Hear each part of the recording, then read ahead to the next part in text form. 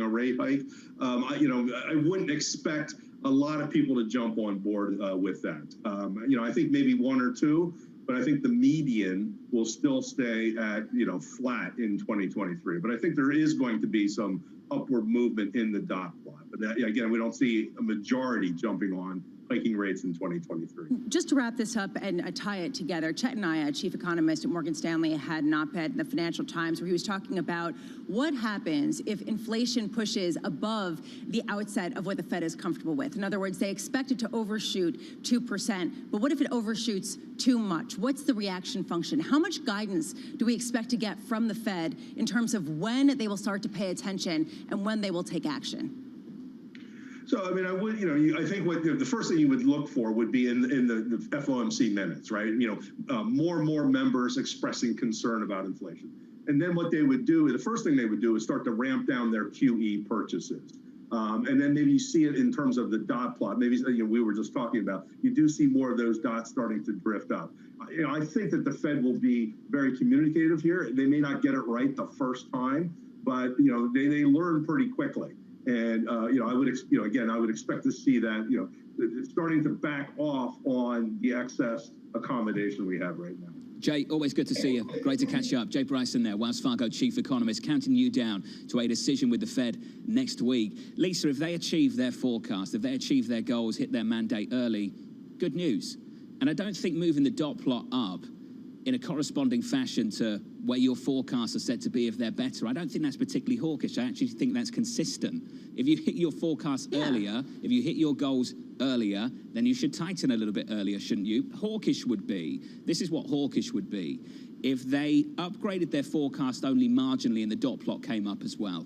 Then I would say, okay, something's changed at the Fed. But if you're going to upgrade your forecast massively and you think you're going to hit them earlier than what you were going to hit 3 months ago, and you bring the dots forward too, okay. Well, all right. Bank of America's Hans Mikkelsen put this really well, where he said basically the Fed faces a nearly impossible task in communication because they have to communicate early their plans for tightening without tightening the market prematurely and causing a tightening, basically restriction in funding to companies that could slow the economic recovery. Markets are forward-looking.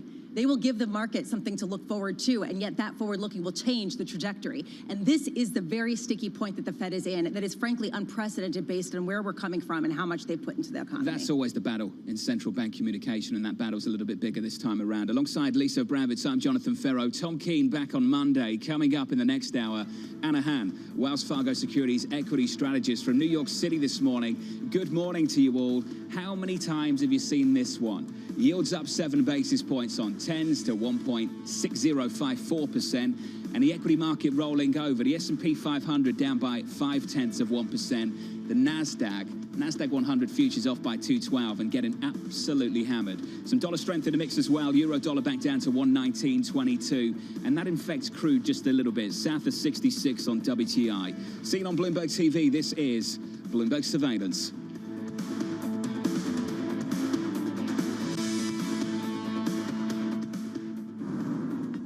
With the First Word News, I'm Ritika Gupta. President Biden marked the one-year anniversary of the start of the pandemic by giving Americans a glimpse of hope. In a primetime speech, the president declared a goal of allowing small celebrations on the 4th of July, and he directed states to make all U.S. adults eligible for vaccines by May the 1st.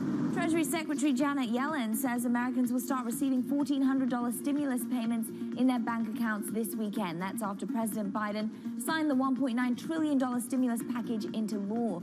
The U.S. economy has started showing signs of recovery, but Yellen says she doesn't think the size of the relief bill is too big.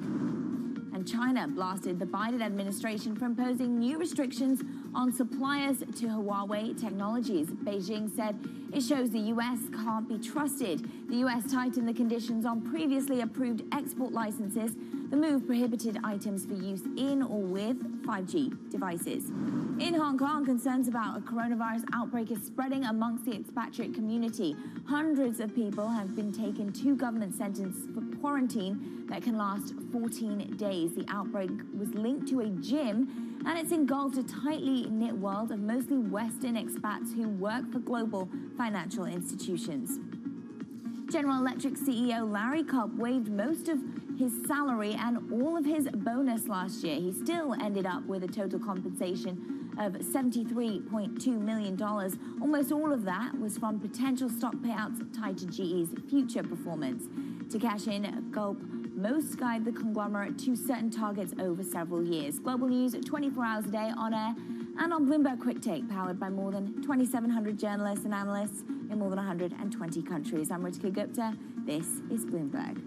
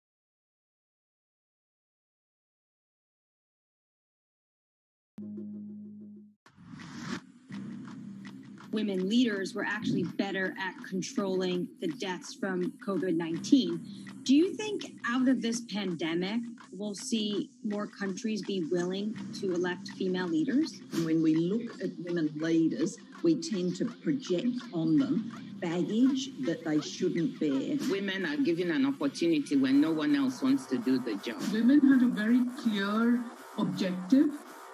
They wanted to save lives. The women leaders, if you look at their careers, have also built up a level of trust. In fact, women have to be better at communication in order to be elected as leaders, whereas this doesn't hold true for men. We need to get those sexist stereotypes out of our head and give women a fair run for leadership. Trying to change the stereotypes about women is not only the business of women, but men have to be part of it. Our generation's biggest problem. Climate change is happening. And the world's most innovative solutions. Transport, industry, buildings, electricity, all of those things. Everything you need to know about our changing environment, the politics of global warming. We can and we will deal with climate change. In the fight against climate change, Bloomberg Green has you covered.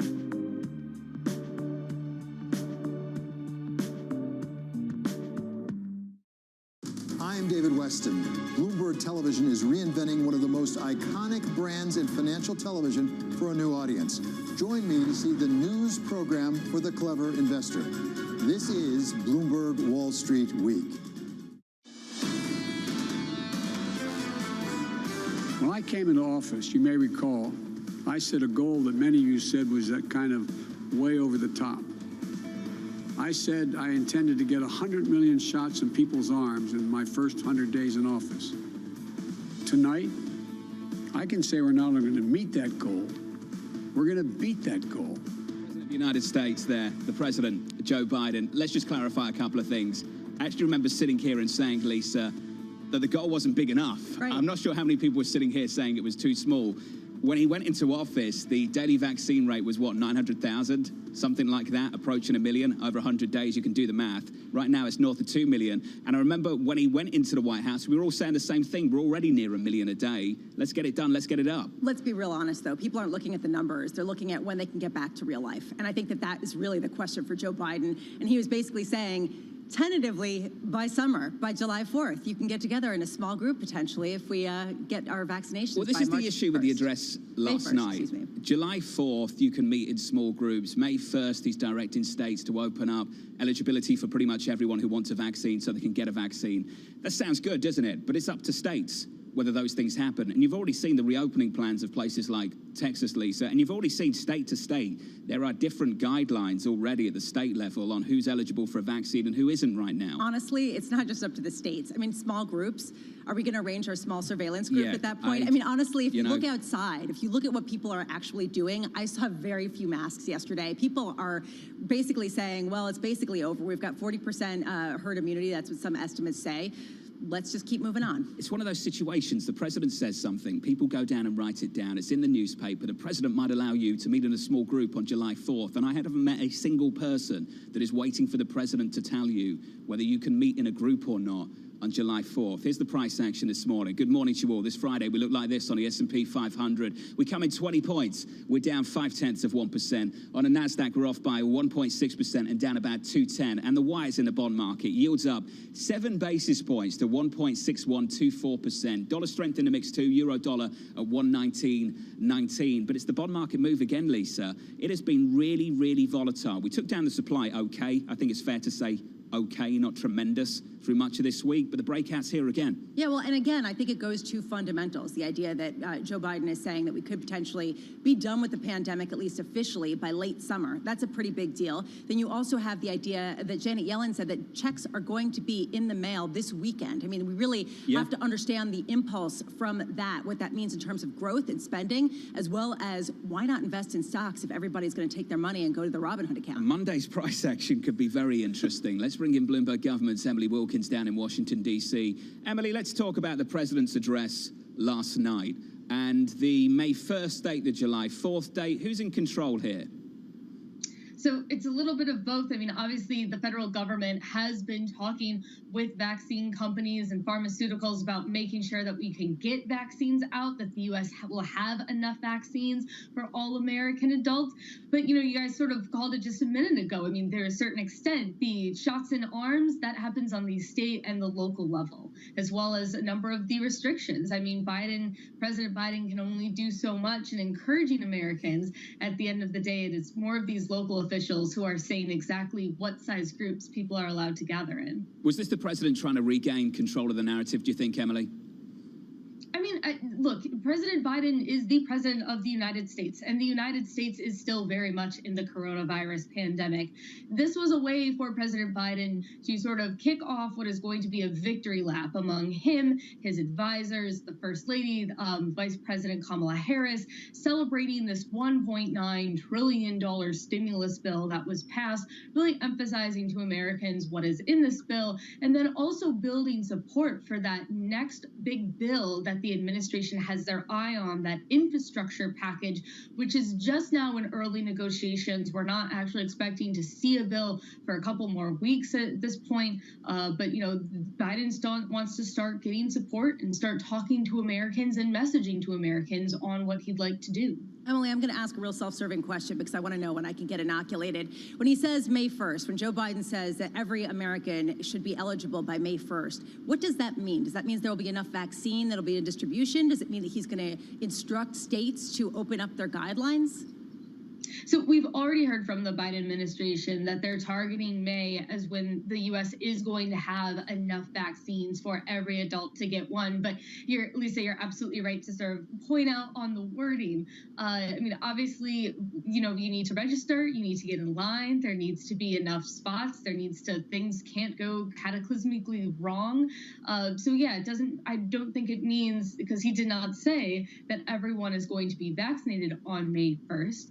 but just that there will be enough shots and people will be able to be in line. There won't be a restriction like, if you're under 65 or if you don't have a sort of respiratory illness. Everyone should be eligible, but that certainly does not mean that everyone is vaccinated. In the meantime, before we let you go, Emily, I'd love to get your sense of the situation with Andrew Cuomo, given the fact that the governor of New York is being brought up on impeachment charges. And I'm wondering if you could talk a little bit about the deliberations, how big of a story this is in Washington, D.C., and what the timeline is here. It's definitely a story that individuals in D.C. are paying attention to. Particularly, I'd say New York individuals have gotten plenty of questions about their thoughts on Governor Cuomo. I think this is just sort of part of a larger narrative about how the country has responded to the vaccines, what hasn't worked out, how honest people have been, as well as this hits on that Me Too thread. The question of how do we hold people in power accountable for various actions that they've done. I mean, we did a number of articles I've read on this have pointed out, President Trump, admitted to sexual harassment while he was still a candidate. But you've also seen lawmakers on other sides of the aisle, including former Senator Al Franken, sort of get in these positions as well. And I think it's just part of a much larger story about what the consequences are for politicians when these allegations come forward. And for policy too.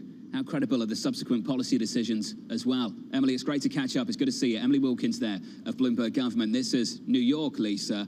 Ends the quarantine for out-of-state travel back into New York. Well, you have to wonder how much some of these governors, but in particular, Governor Andrew Cuomo is under a lot of fire, is inclined to cater to popular opinion right now, considering the fact that he's under a lot of pressure. But it's not just him. I mean, honestly, throughout the pandemic, how much of governors who are put in charge, forced to make policy based on, potential unrest in the population, with people saying, are you kidding me? Can't we just get on? That policy, I believe, comes into effect on April 1st. The numbers across America right now look great. 10.2% now fully vaccinated, 19.3% of the population at least one shot. That's almost 1/5 of the country now with at least one vaccine shot.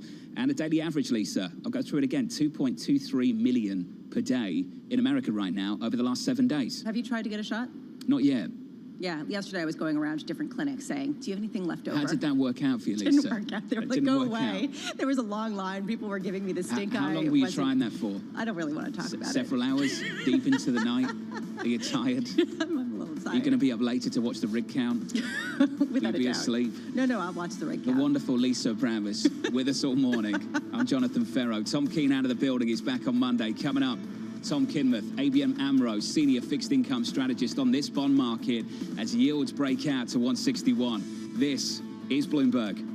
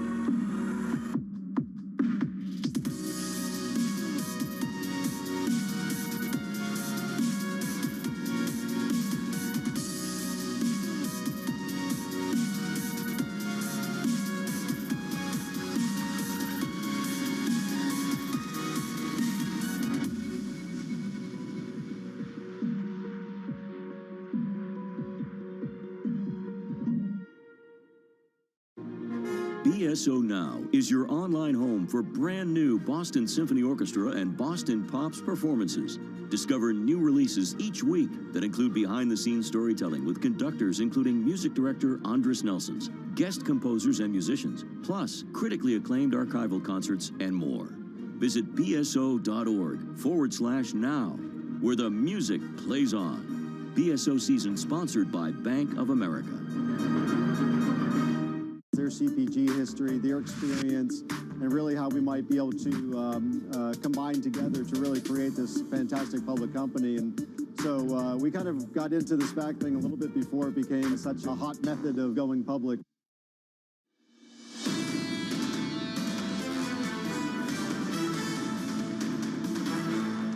From New York City for our audience worldwide, this is Bloomberg Surveillance. It was all looking so good over the last couple of days for the NASDAQ, and then this morning happened. We're down 1.76% on NASDAQ 100 futures, coming into today on the week, up by about 3 percentage points. Why?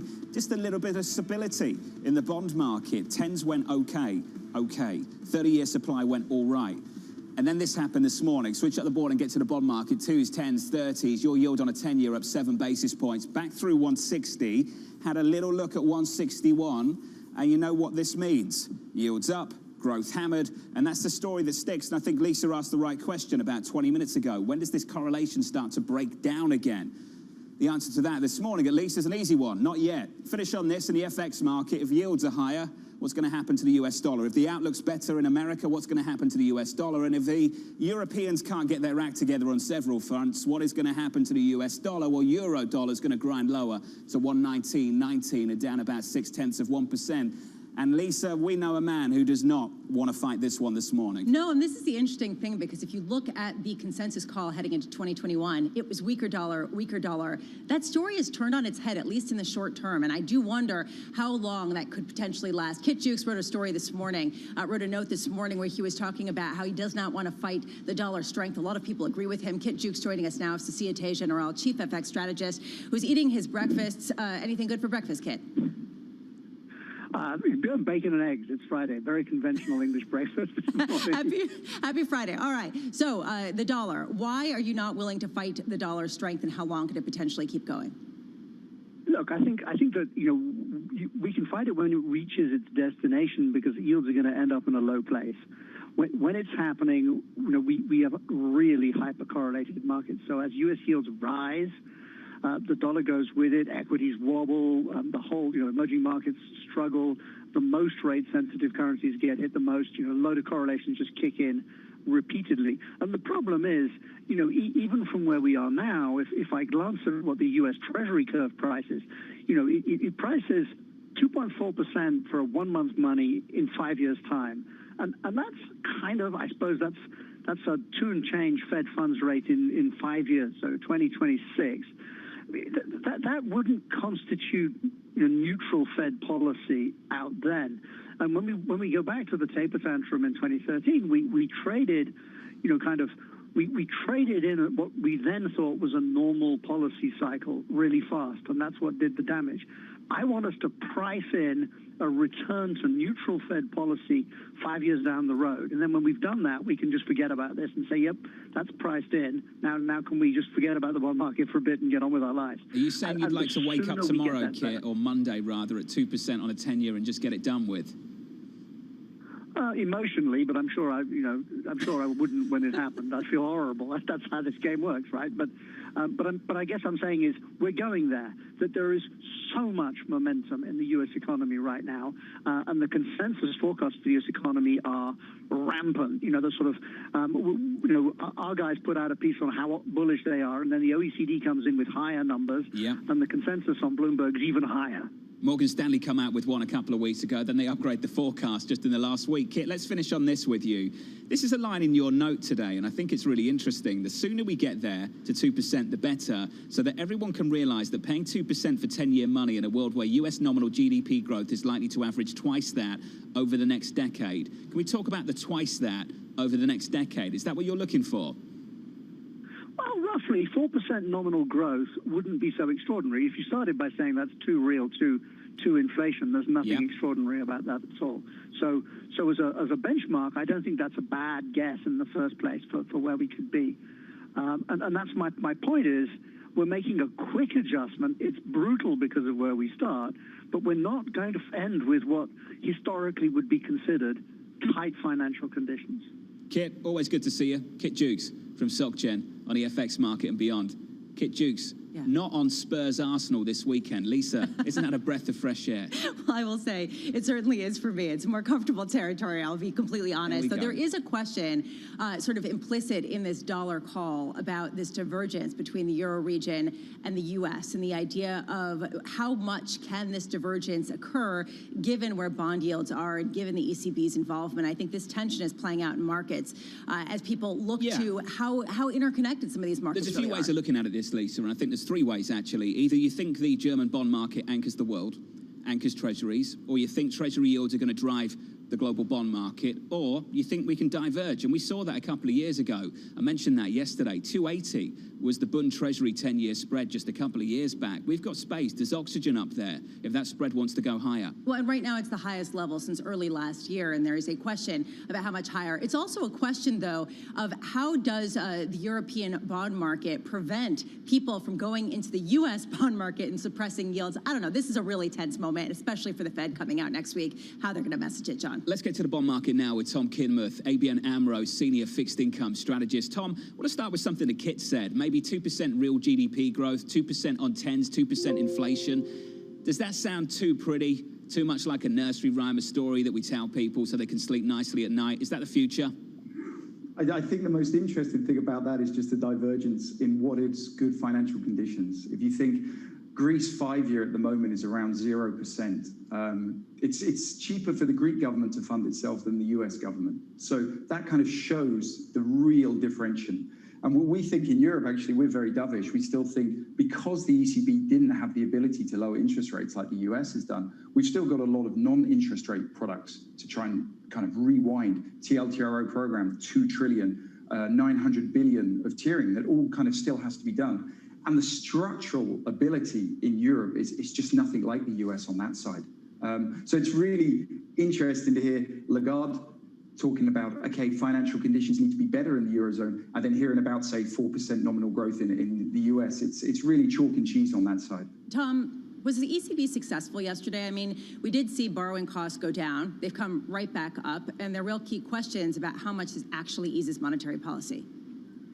Well, you have the government funding conditions. These are very strong. The ECB, by the end of this year, will own half of Bunds. So that's colossal in the general scheme of things. That's going to continue to keep a lot of pressure down. And we're going to continue to have this rhetoric of, okay, we're keeping it lower. We want to overheat the economy. There needs to be a period where it does overheat to get above 2%. The next 3-year forecast is still drastically below the inflation target at 1.4%. And we've still got a lot of things still to unwind. So on that side, we're going to continue to see a lot of Bunds, yields being lower, and then that just spills over to everything, to the credit world. All of these kind of spreads and yields are going very, very low on that side, and we just think that is going to be the narrative now for the next few years. Tom, do you think that there is going to be a boom in Europe the way that there is going to be or expected to be in the U.S. once we get the vaccination schedule rolled out? There will be. It's the timing. We're obviously going to have a huge fiscal boost in Europe. It takes a bit longer than the US because of the methodology to do it. But then the other issue is that it's only going to be a temporary period. You've got a long, long period now where governments have spent 10%, 20% of GDP just to get out of this crisis. As we've seen already now in the last few weeks in the UK, they're going to begin to increase taxes. Eurozone will be less likely to do that. But we've then got to deal with the economic damage in the midterm. And already before the COVID crisis, there was not good structural dynamics for inflationary pressures. Now, post-COVID, in a world where governments have got far more debt, there's going to be even less trajectory on that side. So there will be a boost, probably not as long as the US, and it will be a lot more temporary in the Eurozone. And then the worries will begin to look at the huge debt piles that have to be kind of managed going forward. So what's the trade in Europe right now for you, Tom? High yield, credit still on that side. On the bank side, highest risk, AT1s, 4-5%. That's our area at the moment. We believe that we're not going to get steeper curves. Credit, in the end, is around 80-90% of the investment grade fixed income world. All the money in our pension funds and life insurance and fixed income is being forced into credit because the government bond market, which is 60% of that market, is just got no yield. They're not able to give any money back. So they're just being forced into all of these other markets. But this is just what the ECB wants. It wants this reduction of risk across not just the government bonds, but also into the real economy. Wants to work through the portfolio channel, and seemingly for you, Tom, the pressure's on. Let me ask this then. The story of yesteryear, the story of NPLs, bad growth, bad loans, European banks struggling. Is that yesterday's news? At the moment, it's off the radar, but obviously come the next few, say, 18 months, we're going to get a big pickup in NPLs. Fortunately, the Eurozone has said they're going to allow bad banks. At a national level, there was a bit of a demand that it'd be nice to have it at a Eurozone level, banking union. The EBA has poured cold water on that and said, no, actually, we want it at a national level. So actually, come next year and the year after, there will be management companies, bad banks set up to exactly support the NPL issue. The bigger issue is if rates are going to be low, tiering is still not going up, banks are structurally unprofitable at the moment. That will decrease the ability they have to continue to keep financial conditions favourable in the Eurozone during the period, despite NPLs. Tom, great to see you. Tom Kinmouth there, ABN AMRO's senior fixed income strategist. The story on the debt side of the financials, Lisa, the equity side, we're up 19% on financials in Europe year to date, up 19%. And a lot of that's been the yield curve steepening. So you do wonder if the ECB tries to engage with some sort of yield curve control, whether the froth comes off of that. You also wonder how much more that has to run based on the growth expectations that are a lot less rosy than in the US, I gotta say. That's where I struggle to reconcile this story. The ECB is telling you that they think that the yields moves that we've seen over the last month are inconsistent with their outlook for their economy, and yet the move in the financials is consistent with the move that we've seen in the United States, even though those banks operate in two completely different places. Yeah, their message is super nuanced, the same as the Fed's, basically saying they're going to front load their purchases. They're going to accelerate their purchases, but not necessarily expand how many purchases they're going to do over the long term. They expect that near term they need to have more support. Longer term, they're still expecting that boom.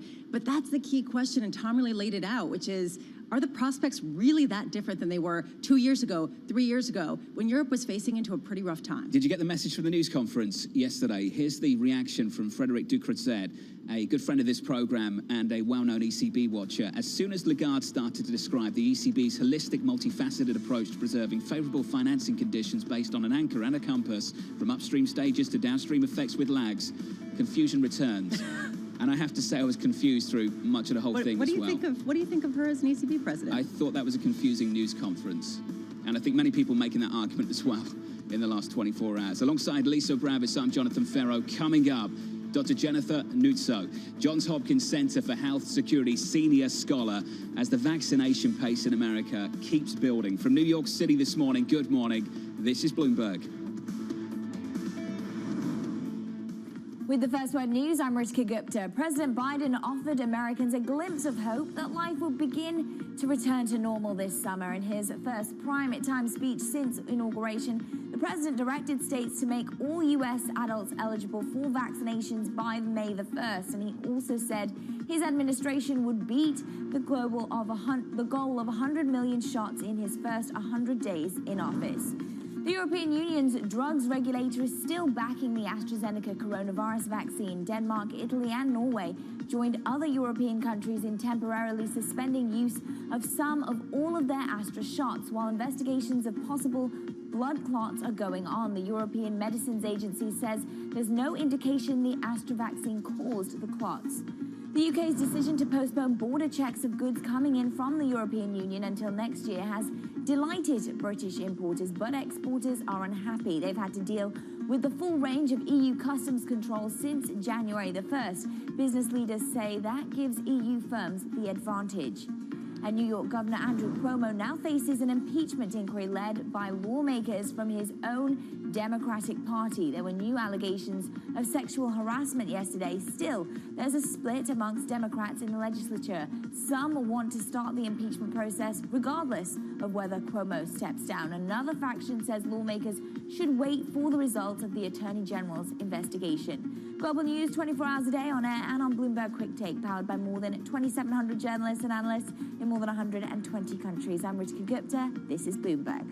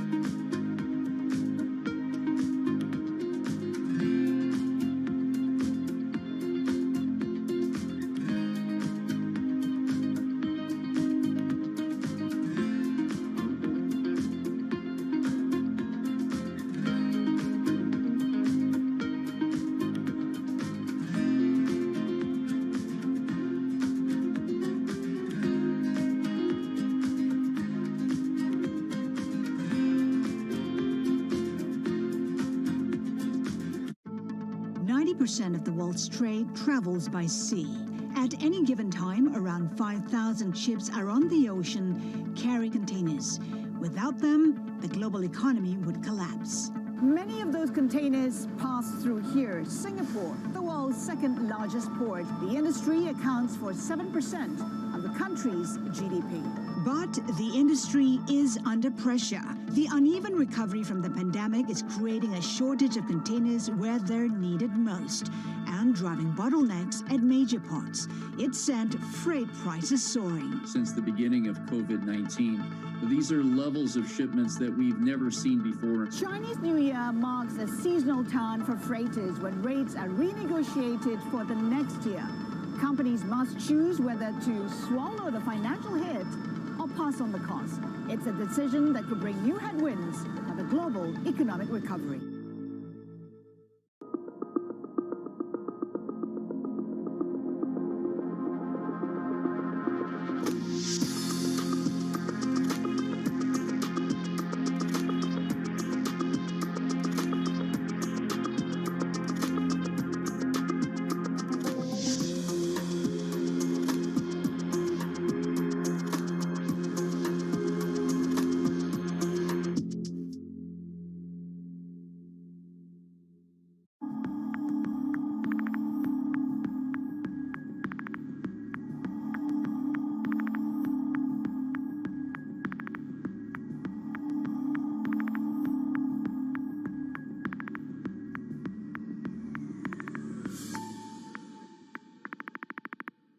Trading revenues coming in better than expected. Everything cash, $1.4 trillion of cash. One of the most notable aspects of this report that was stellar. Start your mornings with Bloomberg Surveillance. Tom Keene, Jonathan Farrow, and Lisa Abramowitz. Extraordinary market day. This rally just keeps on going. But there is a tipping point. The business team you love to watch. Weekday mornings on Bloomberg Television.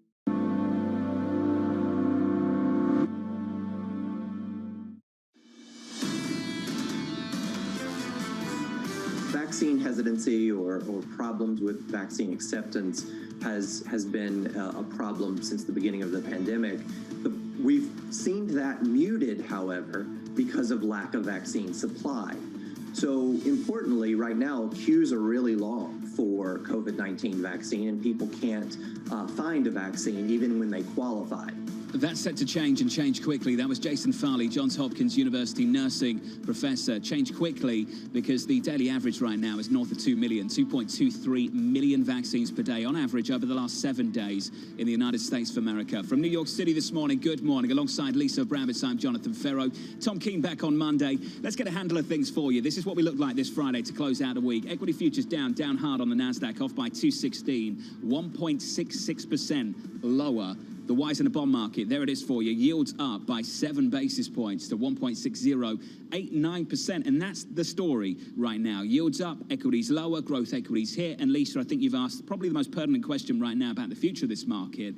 When does that correlation start to break down again? Because it hasn't always been this way. Well, the idea here is that big tech has benefited the most during the pandemic, so the prices are that much higher. Interest rate sensitivity goes up when it's basically priced to perfection, and it's based on a very low treasury yield. If those yields go up, it looks less attractive. But the big question is going forward, whether the secular growth story for big tech overwhelms the expensive price target. And that, I think, is a key debate. And maybe that's a story for the next 12 months. You know the story well. When growth is scarce, growth is expensive. And right now, looking at the next 12 months, Lisa, growth's not going to be scarce. We've got people coming on this program talking about 6%, 7% GDP growth and maybe 5% into next year. But what's after that? And that's the question. And I think that, if you think of stocks as a 12-month discounting mechanism, we've already discounted this incredible growth. Do we continue to see it? Who wins the cycle? Who wins the recovery? I think the answer to those questions can be very, very different. And I know people like Jonathan Golub over at Credit Suisse, for instance, is answering that question in a different way. The likes of Bank of America doing the same thing. Morgan Stanley trying to answer that question. I'll catch up with Jonathan Golub a little bit later this morning. Let's turn to this pandemic. 2.23 million vaccines per day in America right now, and the President of the United States saying that we can open up eligibility to everyone from May 1st. That's what he hopes for. Let's get an answer from a professional. Dr. Jennifer Nuzzo joins us now, Johns Hopkins Center for Health Security senior scholar. Doctor, great to have you with us. Based on the trajectory that we're on right now, the numbers that you see, is that possible? Is that likely? Well, I mean, I think what the president is saying is that by May 1st, there'll be enough supply for everyone, who wishes to receive it, all the adults who wish to receive it. The question is whether the states can distribute it. Now, we've been making good progress at expanding the number of vaccines per day. When President Biden came into office, the goal was initially to vaccinate 1 million per day. Then the goal was revised to 1.5. Now we've exceeded that for quite some time. And many people think that we're on track potentially to hit 3 million vaccines per day. So, we are expanding, but I think what the next bottleneck is going to be is how quickly we can get that now enhanced supply into the arms of everyone who wants it. There was a worry about acceptance for a while as well, Doctor. Are you seeing us bump up against any constraints around accepting the vaccine? Yeah, I think we still have to be concerned about this. I mean, on the clip before they played, it said that the hesitancy is probably muted right now because demand is outstripping supply. But we also know that the people who are eligible to get the vaccine right now don't represent everybody. And there are going to be, I think, worrying pockets of America that may not be so interested to get the vaccine. So it's really important that we continue with the education efforts, that everyone who gets vaccinated share their experience so others can see that it is a completely fine and freeing experience to go through. Dr. Nuzzo, July 4th, small groups, arrange your small group to get together. That is what Joe Biden is saying in terms of what he expects the reopening to look like. I mean, what happens if we get rip-roaring parties, which is what everybody's expecting, which is basically spring break already happening down in Florida, but only encouraged by the idea that we have some sort of critical mass vaccinated by July 4th? Sure. So, I mean, it is absolutely dependent on that. I mean, first of all, if you're vaccinated, that's a much different situation for you, that you have some kind of protection to gather with other vaccinated people. We also hope that the vaccines will reduce transmission so that if anybody hadn't gotten vaccine, we will see fewer cases. But I think that scenario is best if all the partygoers in the July 4th scenario have received their vaccine. Okay, so I've called Dr. Gloom or Miss Gloom or whatever, and I guess that the concern here is what's the worst case scenario in terms of people getting together prematurely and going out there? I mean, we've already seen the incidences of transmission come down even as states open up. Have we seen the worst case scenario already dissipate? Well, no. I mean, I am very hopeful that we are on a good path, but there are a few worrying signs. And one of the things that I'm most worried about is that our testing has fallen. And, it makes sense. Fewer people are getting infected. There are probably fewer people who need to get tested. But we also know that states, as they've had to roll out vaccine, have really had to pivot their attention, have really scaled back the amount of testing that they're offering. And that makes me worried because I want to make sure that everyone who's infected can get diagnosed so that they can stay home and not transmit their infection to others. I don't want to have a situation where there's this silent spread of the virus that we're not seeing, that we suddenly get blindsided by in the coming months. And the potential for that to to occur is increasing, given that we see now a number of states relaxing all manner of restriction, including, most worryingly, in my view, mask requirements. Those very much are still needed. And I encourage anyone, no matter what your state requirement is to continue to wear a mask when you're out in public. Doctor, let's finish on this. I remember 12 months ago, and I remember buying a mask and then made to feel very guilty about wearing a mask. There was a stigma attached to it for a while because it felt like you were taking the mask off a healthcare professional. Then the messaging changed very quickly over the subsequent next few months. And I just wonder, is there a risk of doing the same again with the vaccine? Do you think some people are feeling guilty about maybe getting in front of this and getting a vaccine themselves, even if they do have underlying conditions, just because they're not 65 plus, they're not 60, they're not 70? No, I think anyone who qualifies and can get the vaccine should feel no guilt about doing it. In fact, it's a benefit to all of us who can get it. I mean, you know, we are right now vaccinating people who are at the highest risk of becoming severely ill. But at some point, we're going to switch to vaccinating people who are probably even more likely to transmit it. So as soon as your time comes, as soon as your state says you can get it, get it. Doctor, always great to catch up. Dr. Jennifer Nuzzo there, Johns Hopkins Center for Health Security Senior Scholar. The messaging here, Lisa, is absolutely massive. It is so important, the messaging from here on out. And the messaging in Europe, we talked about that briefly yesterday. I think it was Norway, Denmark, Bulgaria this morning, raising questions about the AstraZeneca vaccine. Not helpful when it comes to the consequences of people accepting that vaccine, even if it is underpinned by real objective science. It's not helpful. It raises doubts. Yeah, although I really feel for the health officials because they're kind of walking this tightrope, trying to make sure that we can reopen as quickly as possible and ameliorate some of the social issues, the isolation, the depression. But there are serious medical questions still out there that they have to be honest and transparent about, right? I mean, this whole thing, Dr. Nuzzo even said, hopefully getting the vaccine reduces transmission. Don't we know that yet? I mean, we don't necessarily have the data because this is the fastest moving real-time experiment we've ever had. I think the public's struggling with some things, Lisa. Is it driven by politics or is it driven by science? And that continues to be an ongoing debate in my head that I'm having when I listen to some of these policy changes that we do see in New York and elsewhere as well. And the point that you made, if you've been vaccinated and it's July 4th, and you get together with a load of people that have been vaccinated, are you waiting for the president to tell you that you can have a small group get together? What's small? For a barbecue? 100? I don't think you're waiting to be told that. I think you're waiting Tiny. to push the government away again when it comes to what they tell you, what you can and can't do. From New York City this morning, good morning. Alongside Lisa Bravitz, I'm Jonathan Ferro. This is Bloomberg Surveillance with equities lower and bond yields higher, much higher, 161 on 10s.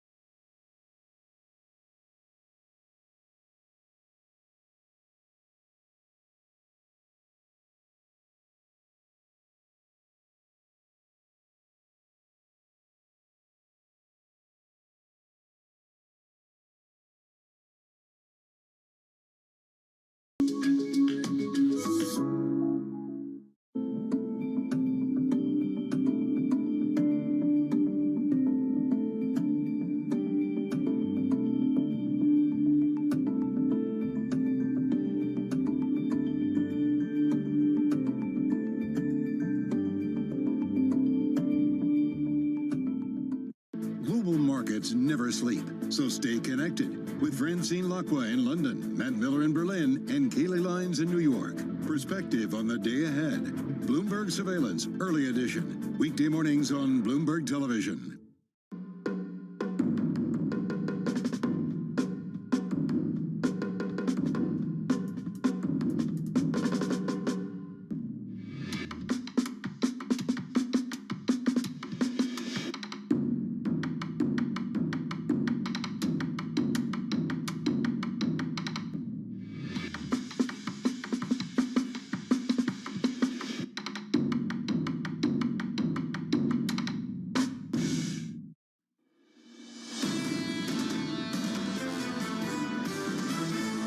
Stimulus for all of us is if we can get out of COVID. I'm pretty convinced that the US is going to see a gigantic rebound, especially in consumption. It seems like the market is now finding its footing. So if things don't get worse, there's no reason for the Fed to do anything. It's not clear whether rising rates are good or bad for the market. It is the #1 question for investors. The market knows that if financial conditions really start to tighten in the US, the Fed can do more, a lot more. This is Bloomberg Surveillance with Tom Keene, Jonathan Ferro, and Lisa Abramowitz. 161 is the number from New York City for our audience worldwide. Good morning, good morning. This is Bloomberg Surveillance live on TV and radio. Alongside Lisa Abramowitz, I'm Jonathan Ferro. Tom Keene will be back on Monday. Lisa, equity futures down hard on the NASDAQ, off by 215. We're down 1.6%, and your yield on a US 10-year up 7 basis points to 161. Yeah, when do higher yields not necessarily mean lower equity valuations, or are we just basically selling the news? Basically, now that we have jabs in the arms promised by May, and we also have checks in the mail this weekend, the idea that perhaps we're getting close to the end here. Cyclicals, outperformance, that's been the story of the last couple of months, and now you've got to actually look at what you own. If you've been owning the Russell, Lisa, the #4 weighted stock on the Russell is GameStop. If you buy the index, and look, granted, I know there's a lot of companies on this particular index, and #4 gets you 0.51% of the overall benchmark. But Lisa, that's the story right now. You're buying small caps. What do you own? Well, that's what Tom Keene took the day off, I believe, to look through his small cap holdings and decide how much to give more to GameStop. Again, though, is this ownership possibly a positive when you get the stimulus checks going to people and you've got 40% of said individuals surveyed by a recent Wall Street bank saying that they plan to spend that to buy stocks? I mean, which stocks are they buying if they're going to the Reddit trends and if they're doing the Robinhood trades? This could be a benefit, at least in the short term. Amy Wu Silverman came on this program and talked about that in the last couple of weeks over at RBC. I think Monday's going to be fascinating. Friday's interesting. Good morning to you all. We look like this on the equity market. The S&P 500 pulling back from all-time highs. On the S&P right now, down by 19 points. We're off by 0.5%. And the why is clear. You will find the why in the bond market. You have seen this movie about 50 times over the last couple of months. Yields up 7 basis points to 1.61%, about to break 162. If the direction of travel is anything to go by. In the FX market, euro dollar 119.20. Dollar strength, Lisa, euro weakness. We head south. We're down on that currency pair by 0.6%. Yeah, and that's not perhaps that surprising based on some of the ECB moves yesterday, although I do think it's interesting that we're not seeing any of the strength in the bond market carry over to today after the ECB's decision to accelerate some of their bond purchases. Really, the key here will be inflation. How much will that test the hands of central bankers? Today, we're going to be getting PPI data out of the U.S. at 8:30 a.m. Bloomberg Economics expecting an increase of about 0.3%. The key here is, yes, there are price pressures. Prices are going up for producers, but not that much. And this seems contained within the Fed's parameters. We'll be watching for that. 10 a.m., the House Judiciary Committee is holding a hearing with Microsoft's Brad Smith. The interesting thing here, it's about big tech having control over media. Will media be given the ability to collectively negotiate with the likes of Google, with the likes of Facebook in terms of how their information is distributed? Really goes to this antitrust push that you're starting to hear around the margins in Congress. I'm curious to see how much that will actually take hold. And then later today, 1 p.m., I will be up. I will be watching this very closely, John. The U.S. rig count. The reason why it's so all night, I'm going to be watching and counting each rig. The reason why I find this so interesting is because you saw an absolute plunge in the number of rigs that were in operation, to the lowest going back, I believe, to the 1970s, really on record. The question here is the shale boom over? How quickly can this ramp up as we see OPEC Plus decline to increase production that much, and as we see prices go up? How flexible is this production, given the fact that most of the most rich wells have already been drilled, John, a real key question. I remember when everyone used to play rig count guesses on a Friday afternoon. Do you remember that 5-6 years ago? You want to do that? Should we start that again? No, I really don't. Make it a drinking game. Want to do that. I can see you pushing it hard, though. Lisa, thank you. In your equity market on the NASDAQ, off by 200. We recovered just a little bit, off by 1.5%. Those of you looking out for Europe, yields a little bit higher over in Italy by 3 basis points to 0.62%, following the ECB's call. And several officials seemingly want you to know the following, that, Lisa, they're not increasing stimulus, they're just increasing the pace of purchases, and they tie themselves in knots in the last 24 hours. They want to preserve favorable financial conditions. Does that mean make financial conditions easier, or just preserve them where they are? Does that mean take spreads back to where they were, or leave them where they are here? Unclear. Yeah, very confusing. And you were talking about Madame Lagarde and how she didn't really add much clarity to the issue, but they really have a tough message to give. The idea, short term, they need to provide more accommodation. Longer term, there'll be that inflationary pulse. And this really is the key. I mean, the acceleration of purchases. Also, what are they going to be buying? Italian bonds? Maybe. Just compare and contrast the forecast you got yesterday from the ECB to what you will get from the Fed next week. Night and day. Barely revised higher for growth forecasts for 21 and 22 over at the ECB, looking for something in and around 4%. Look at what we're getting as a guide from Wall Street right now on the south side. We've got numbers of 6-7% GDP growth in America for this year.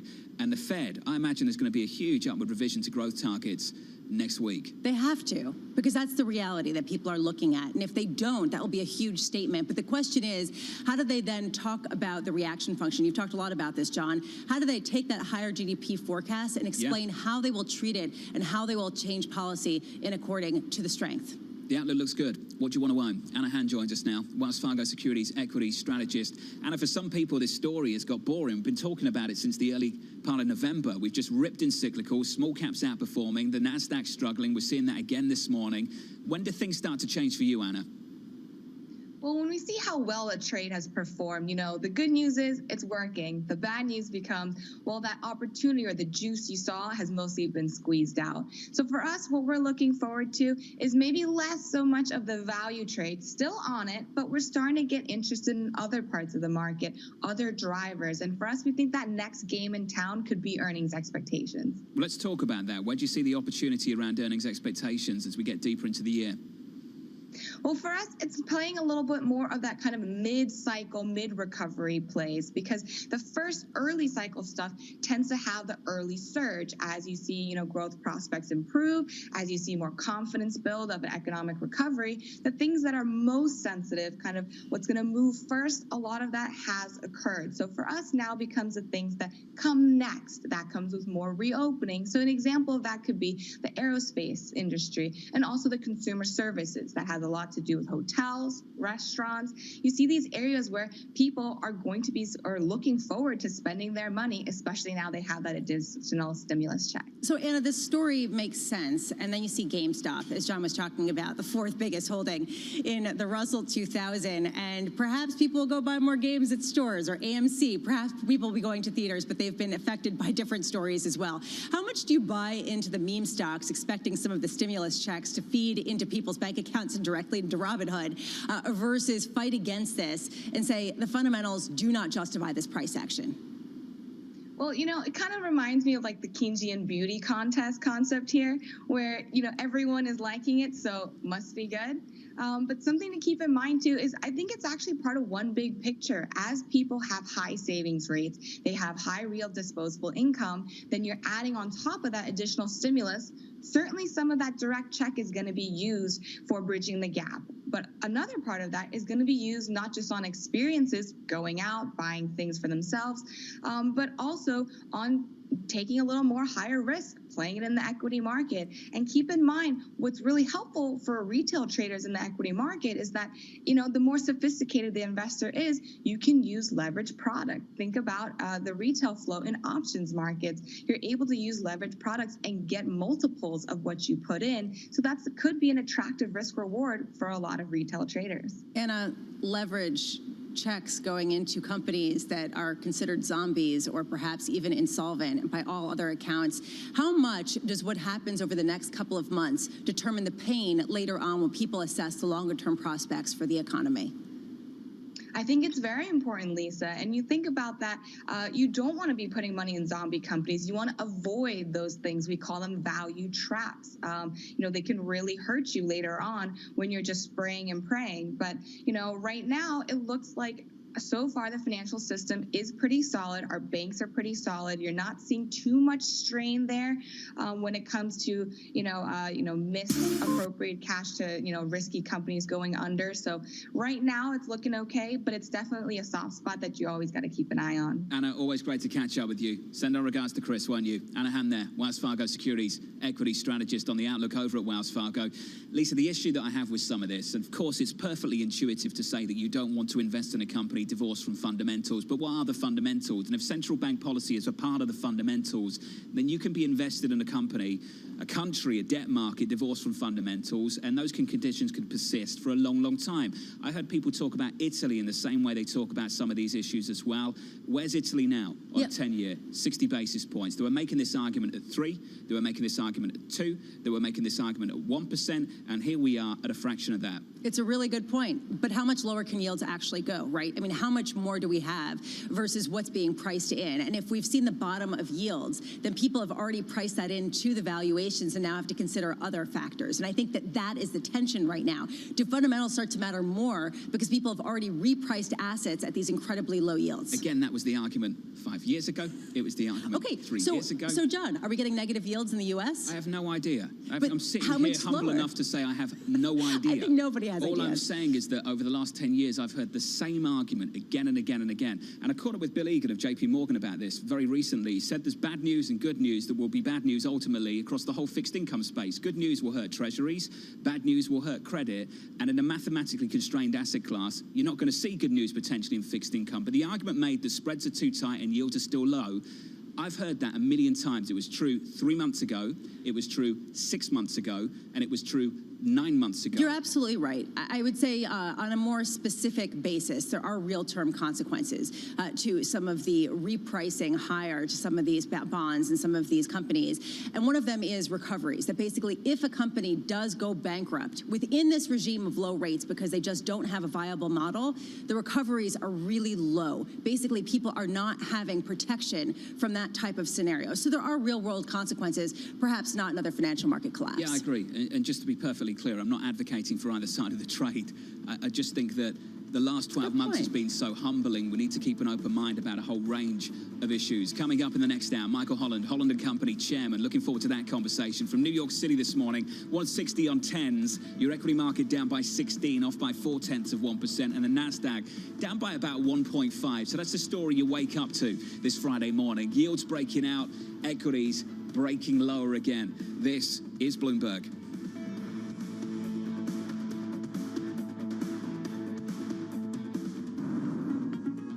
With the First Word News, I'm Ritika Gupta. President Biden marked the one-year anniversary of the start of the pandemic by giving Americans a glimpse of hope. In a primetime speech, the president declared a goal of allowing small celebrations on the 4th of July, and he directed states to make all U.S. adults eligible for vaccinations by May the 1st. Treasury Secretary Janet Yellen says Americans will start receiving those $1,400 stimulus checks in their bank accounts this weekend. That's after President Biden signed the $1.9 trillion stimulus package into law. The U.S. economy has started showing signs of recovery, but Yellen says she doesn't think the size of the relief bill is too big.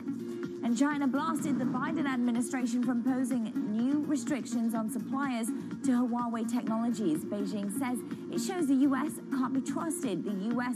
tightened the conditions on previously approved export licenses. The move prohibited items for use in or with 5G devices.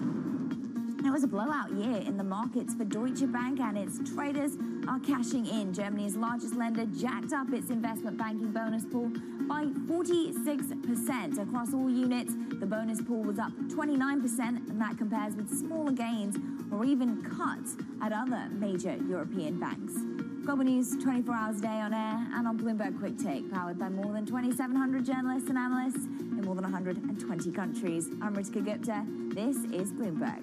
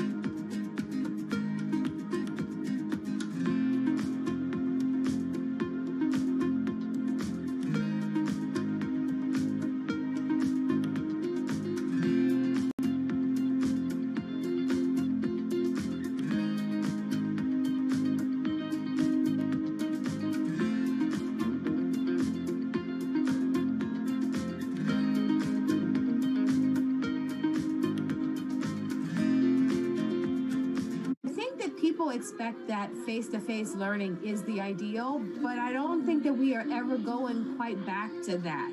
What we're seeing is more of this integration of the technology into the day-to-day.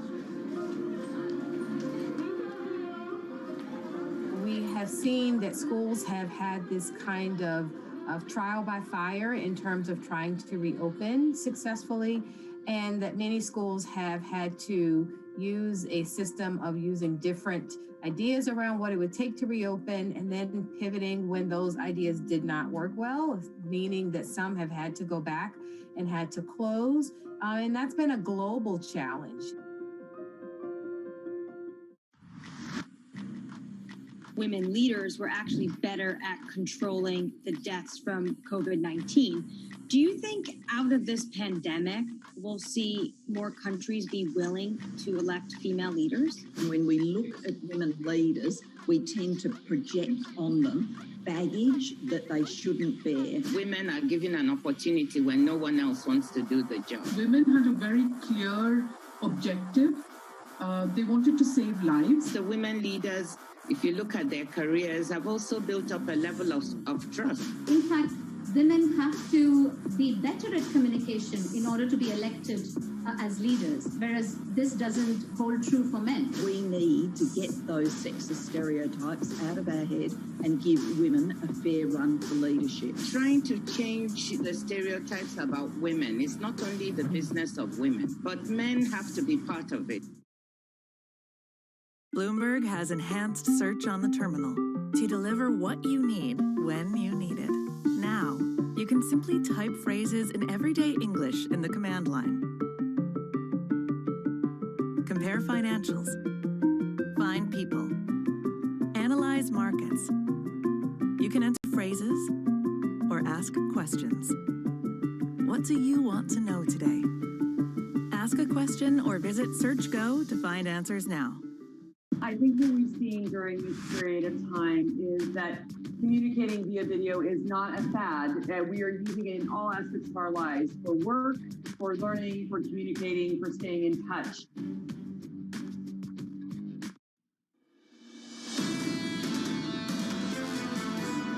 I don't believe we've overshot the mark. I think that this package is the right size. We put it together by asking, what are the needs of Americans? Where do we need to get money and how much to relieve all the suffering that's occurring in the economy? It's a huge effort. It has a price tag of $1.9 trillion. Janet Yellen, the U.S. Treasury Secretary from New York City this morning. Good morning. Alongside Lisa Abramowitz, I'm Jonathan Ferro. Almost said it. Tom Keene's back on Monday. Just so used to saying it, Lisa. I understand. And you know what? He's here in spirit. I'm sure that we'll be talking about Adidas. I don't mean to interrupt. Yields are up by 6 basis points to almost 160 on a 10-year, 159.49. Where's the lira? Equity's lower. Tell you, the lira's weaker this morning, big time. The Dow. In the FX market, dollar stronger, euro dollar 119.27, off by 0.5%. On the S&P 500, down by 14 points. We're off by 1/3%. Lisa, the Republican leader in the House, Kevin McCarthy, with this to say out on Twitter yesterday evening: President Biden's plan is to rely on the work that has already been done by Operation Warp Speed. That's why only 9% of his relief bill went to defeating the virus. What America needs now is to fully reopen our economy and our classrooms. Well, the question is, how do they try to own this? You were mentioning this before, and it's a very good point, especially given the fact that there seems to be support for Biden's plans in the population. I mean, if you take a look not only at the stimulus that was just passed, the $1.9 trillion, it has popular support, but also the view of how the U.S. is reopening, also positive. Republicans want to say it's not him. It was the groundwork laid before him. Kevin's already joining us now down in Washington, Bloomberg chief Washington correspondent. Kevin, let's talk about this right now. The Republicans clearly trying to reopen their economies in several states, including Texas, and Republican members of Congress right now trying to own the reopening as well. Is that what you see? Yes, look, President Biden yesterday says maybe we can all have a barbecue on the 4th of July. Governor Abbott saying, come down to Dallas and have brisket with me right now. And so I think the three big takeaways from last night's speech from President Biden, first and foremost, from an economic standpoint, he positioned the stimulus package as the crowning achievement of his first 100 days in office. He'll hit aggressively, crisscrossing the country from Pennsylvania to Georgia to talk about what he feels is the success of the bill. Secondly, the governors in the Republican Party are out front and grabbing the microphone of the policy for the Republican Party, and they're going to say, why wait? Let's start now. Enough with this let's have patience thing. Let's get back to work. Thirdly, and finally, the political capital that the Biden administration expended, especially in dealing with Senator Joe Manchin, the centrist from West Virginia, and not listening to Congresswoman Ilhan Omar. That Congresswoman Ilhan Omar, AOC, that crowd, they're going to be amplified in their criticism and their attacks of the Democratic Party moving forward as they negotiate on infrastructure, on immigration, on a host of other different issues. Kevin, this tactic didn't work for the President Donald Trump last year, and it didn't work because we didn't have a vaccine. Do you think it works this time around? You know, I think you're absolutely right in the sense that the vaccine makes everything different. And by the way, former President Trump tried to take credit for it. President Biden's trying to take credit for it. The scientists invented the vaccine, let's be blunt.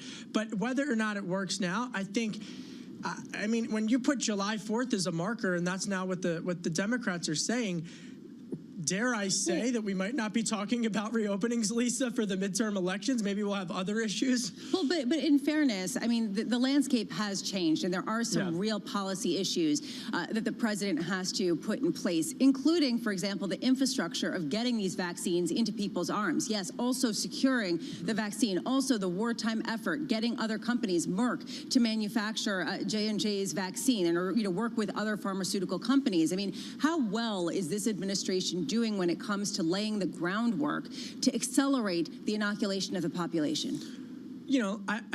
I think as a reporter, when you look at the data, that more Americans have been vaccinated now than there have been COVID cases. When you look at now, 70 million American senior citizens have been vaccinated. When you look at the rollout of the vaccine, and you mentioned the private sector role here with Merck and Johnson & Johnson working together, President Biden pointed to them directly last night in his Oval Office address. And then just what a difference a year makes, Lisa. It was just literally 1 year ago to the date yesterday when former President Trump was, remember this, when he was speaking and Tom Hanks got COVID and the NBA shut down and March Madness was canceled. All of that was happening. So I just think from the message, no matter what party you're in, that you got from last night was that this is a definite new beginning of sorts in a phase that we're entering in as a country in the vaccine. But I quickly want to note this. Secretary of State Tony Blinken is headed to Alaska next week. He's going to be meeting with his Beijing counterparts. I've been on the Hill all week covering the stimulus. Republicans, Democrats, there is bipartisan consensus on some type of legislative vehicle to address China, supply chains, manufacturing jobs. Look for Senator Chris Coons, Democrat from Biden's Delaware, to try to be one of the driving forces behind the scenes to get a bipartisan vehicle bill in the next couple of months as it relates to China. We will dig into that more next week, and really it is an important issue that has gained steam, especially with the Huawei news overnight. Though before I let you go, the $1.9 trillion bill, there have been an increasing number of reports parsing out how quickly that money will be distributed. And it seems like only about $1 trillion will be put into the market or put into the economy over the next 9 months or so. Can you talk about the schedule of this in terms of how it will boost the economy and how long that rollout will happen? Three things. First and foremost, checks could hit folks' banks' accounts for those who qualify, the stimulus checks, as early as this weekend. Treasury Secretary Janet Yellen has said publicly. Secondly, in terms of the funds as it goes even broader, to your point, a significant portion in the first 9 months, but actually more money is going to hit the economy in the year 2, 3, and 4 over the next several years, and then the year 2, 3, and 4 over the next several years. And then thirdly, look for Republicans to start to criticize as debt to GDP ratio, especially as infrastructure talks start to heat up. I love the idea we'll be talking about a debt to GDP ratio again. Kevin, it's good to see you. Kevin Cerulli, Chief Washington correspondent, and of course, host of Sound On. You gotta get this one. At Bloomberg Radio, weekdays at 5 p.m. Eastern. Look out for that. Here's the definition of a Freudian slip: an unintentional error regarded as revealing subconscious feelings. As Lisa says, that money hits the market and then quickly corrects to hits the economy. You're saying that's a Freudian slip? I think that it's pretty direct. I'm saying it's worthy of conversation because some people think that might be what happens with some of these checks, Lisa. Well, I think it's important not to be too cavalier. A lot of those checks do go to families that absolutely need them to pay basic maintenance. I mean, yesterday we got those jobless claims, still above 700,000. Yes, the lowest since November, but still incredibly elevated. So there are people out there hurting. That said, if you don't have anywhere to go, there still are all of these shutdowns or closures. If you don't have anywhere to go, why not just go to, go to your Reddit account? So I actually think Mohammed Al-Arian's argument around this is really interesting. Away from the big inflation debate, he's saying the biggest issue for him looking out is not inflation risk, it's financial stability risk. That we get this big boom, that monetary policy stays on hold and that risk starts to boil, and that maybe what overcomes the recovery is not inflation, it's financial stability. Well, what Anna Han was just saying, it's not only that people can go through their Robinhood account to buy single stocks, they can lever it up, and they're doing that in the options market. What risks does that present when things actually start to normalize? From New York City this morning, good morning, alongside Lisa Bravitz, I'm Jonathan Ferro, counting you down to the opening bell with equities down and bond yields higher, 159.49 on 10s, S&P 500 futures down 0.4%, the Nasdaq recovering a little bit, we're negative 1.42%. From New York, this is Bloomberg.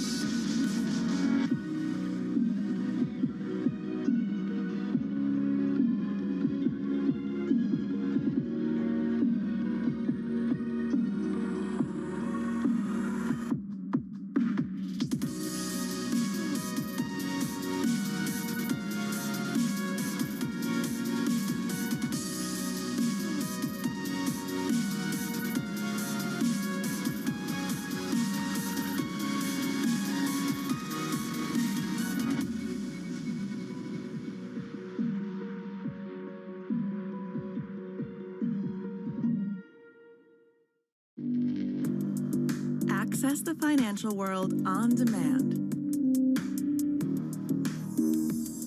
Hear from leading economists, policymakers, and industry experts via live and on-demand webinars, only from Bloomberg.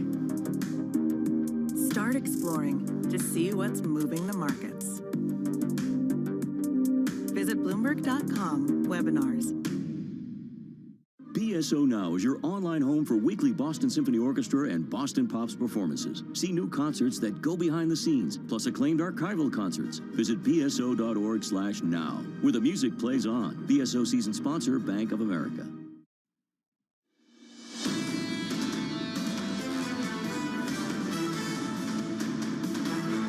From New York City for our audience worldwide, this is Bloomberg Surveillance live on TV and radio. Do you remember a few weeks ago when we talked about that wonderful movie, Groundhog Day?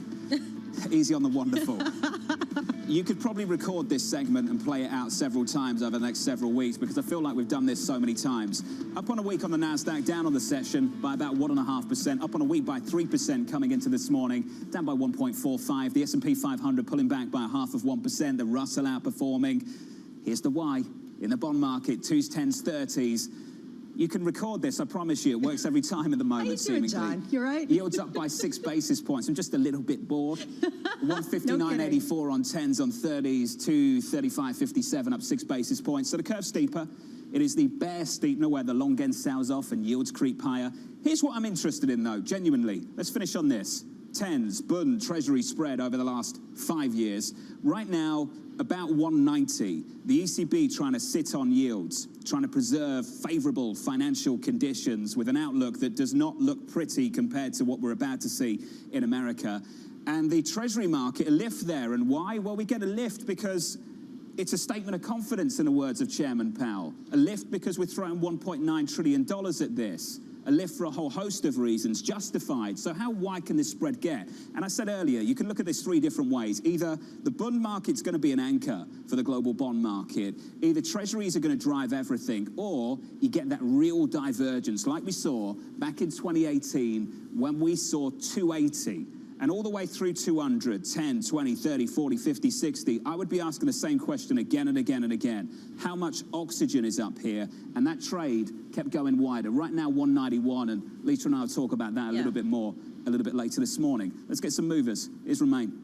All right, John, we're taking a look here at the equity market. Of course, all eyes will, of course, be on what's going on with those Treasury yields here. But at least there is some optimism out there on the vaccine front. Late last night, we got word here about Novavax and its latest trials. That UK trial on its COVID-19 vaccine, 96.4% efficacy there across the board here. On that South African trial and the variants, a little bit less, down around 55%. But that's actually above what the trial was actually seeking here. So that's some positive news there. Definitely positive for investors who had some concerns here about Novavax getting its vaccines further out the gate and catching up with other folks. Keep an eye on Ulta Beauty here. This really rattled investors here after the close yesterday. Mary Dillon, who's been CEO for about 8 years now, stepping down, but this really wasn't telegraphed at all. Yeah, she's been there for 8 years, but she's still relatively young, under 60, and she's really credited for taking this company and really this stock to new heights. I mean, Ulta was really not a whole lot before she came on board. She really turned it into a juggernaut. To see her step down and not really have a true succession plan in place are really concerning here. They also did report earnings. Those comp sales numbers are still pretty meager, I should say, and the forecast definitely not living up to expectations. That's why you're seeing the shares down 8. And keep an eye on Tesla here. That could get caught up here in the tech sell-off. There was also a relatively minor fire at its Fremont facility, but it was on a part of the facility that was under construction, so not clear if it's going to have any real material impact on its actual production and its actual output. Flip up the board. A couple other names to keep an eye on here in the pre-market here. Coupon, of course, had a pretty interesting day yesterday. The shares actually closed kind of below where it opened, but still well above the actual IPO price. So good enough for a 41% pop off the IPO price. A little bit of a bid here in the pre-market. Roblox, though, the trend line has been down ever since its debut on Wednesday. You're not really seeing the aggressiveness in the bids as much as you're seeing the willingness on the ask, and that's putting a lot of downward pressure here. It's been flirting with that $70 level. Remember, its opening debut was at $69.50. The reference at 45, so it's still above that 45 level, but but that open price that it debuted at, that's the one you really want to keep an eye on, and whether it dips below that. It got down to 70 here in the pre-market. And finally, Poshmark, its first earnings as a public company, disappointing there. Of course, a lot of secondhand clothes there. They're basically saying they're still dealing with issues with the Postal Service, and that's weighing on costs. Wasn't that nice, Romain? You got through the whole thing. Absolutely. Where's Tom today? Does he take every Friday off? Isn't it nice? I just wanted to let it breathe, Romain. Just okay, you can interrupt me if you want. I just wanted to give like you a break, Romain. I think you deserve it. This is his theme of the morning. Romain Bostic. We'll be back for the close this afternoon on Bloomberg Television. Looking forward to that a little bit later. Romain, thank you. Let's turn back to the bond market, Lisa. Yields up by 6 basis points to about 1.598% on 30s, up 6 to 235. And that huge discussion about bonds versus treasuries, the ECB versus the Fed, the Eurozone economy versus the US economy. So you said that Groundhog's Day, people will debate whether it's a good movie. And I will say I actually really liked the movie. I wanted to weigh in, so I think I was out that day. I'm done with that. But Go on. no, but there was actually a message within the movie. And there's a question about whether this sort of Groundhog's Day of markets will lead to a larger message of whether we get to some sort of synchronized growth with the U.S. and Europe, or whether we get to some sort of widening gap. And that regime change, we're sort of in that intermediate zone where it just feels like the same thing again and again. I said before that I like Bill Murray, so I should re-emphasize that. I just hated that movie. Why? I thought it was really good. We don't have to talk about it now. Let's bring in Dan Alpert, Westwood Capital founding managing partner. Dan, great to catch up, sir.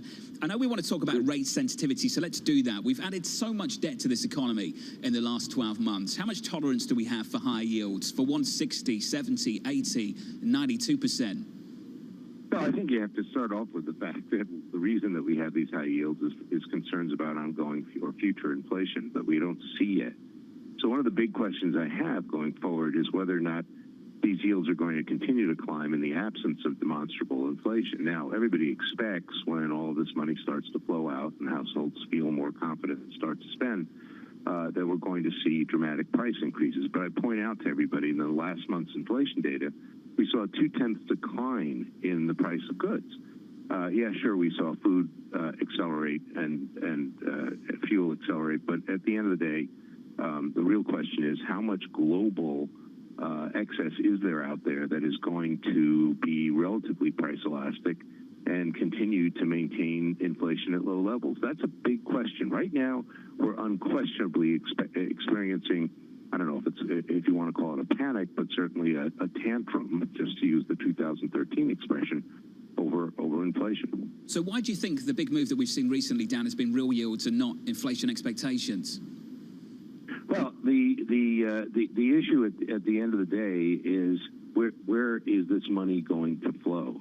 Let me give you a couple of interesting points. So, if you look at the reduction in household credit card debt, credit card debt fell by $108 billion last year, the largest ever on record since data started being collected in 1999. Now, that means that the savings that everybody's talking about being out there is really not flowing, is not sitting in a pile of cash. People paid down their household debt. So you're going to have to develop a lot of confidence to bring that money back out into the economy.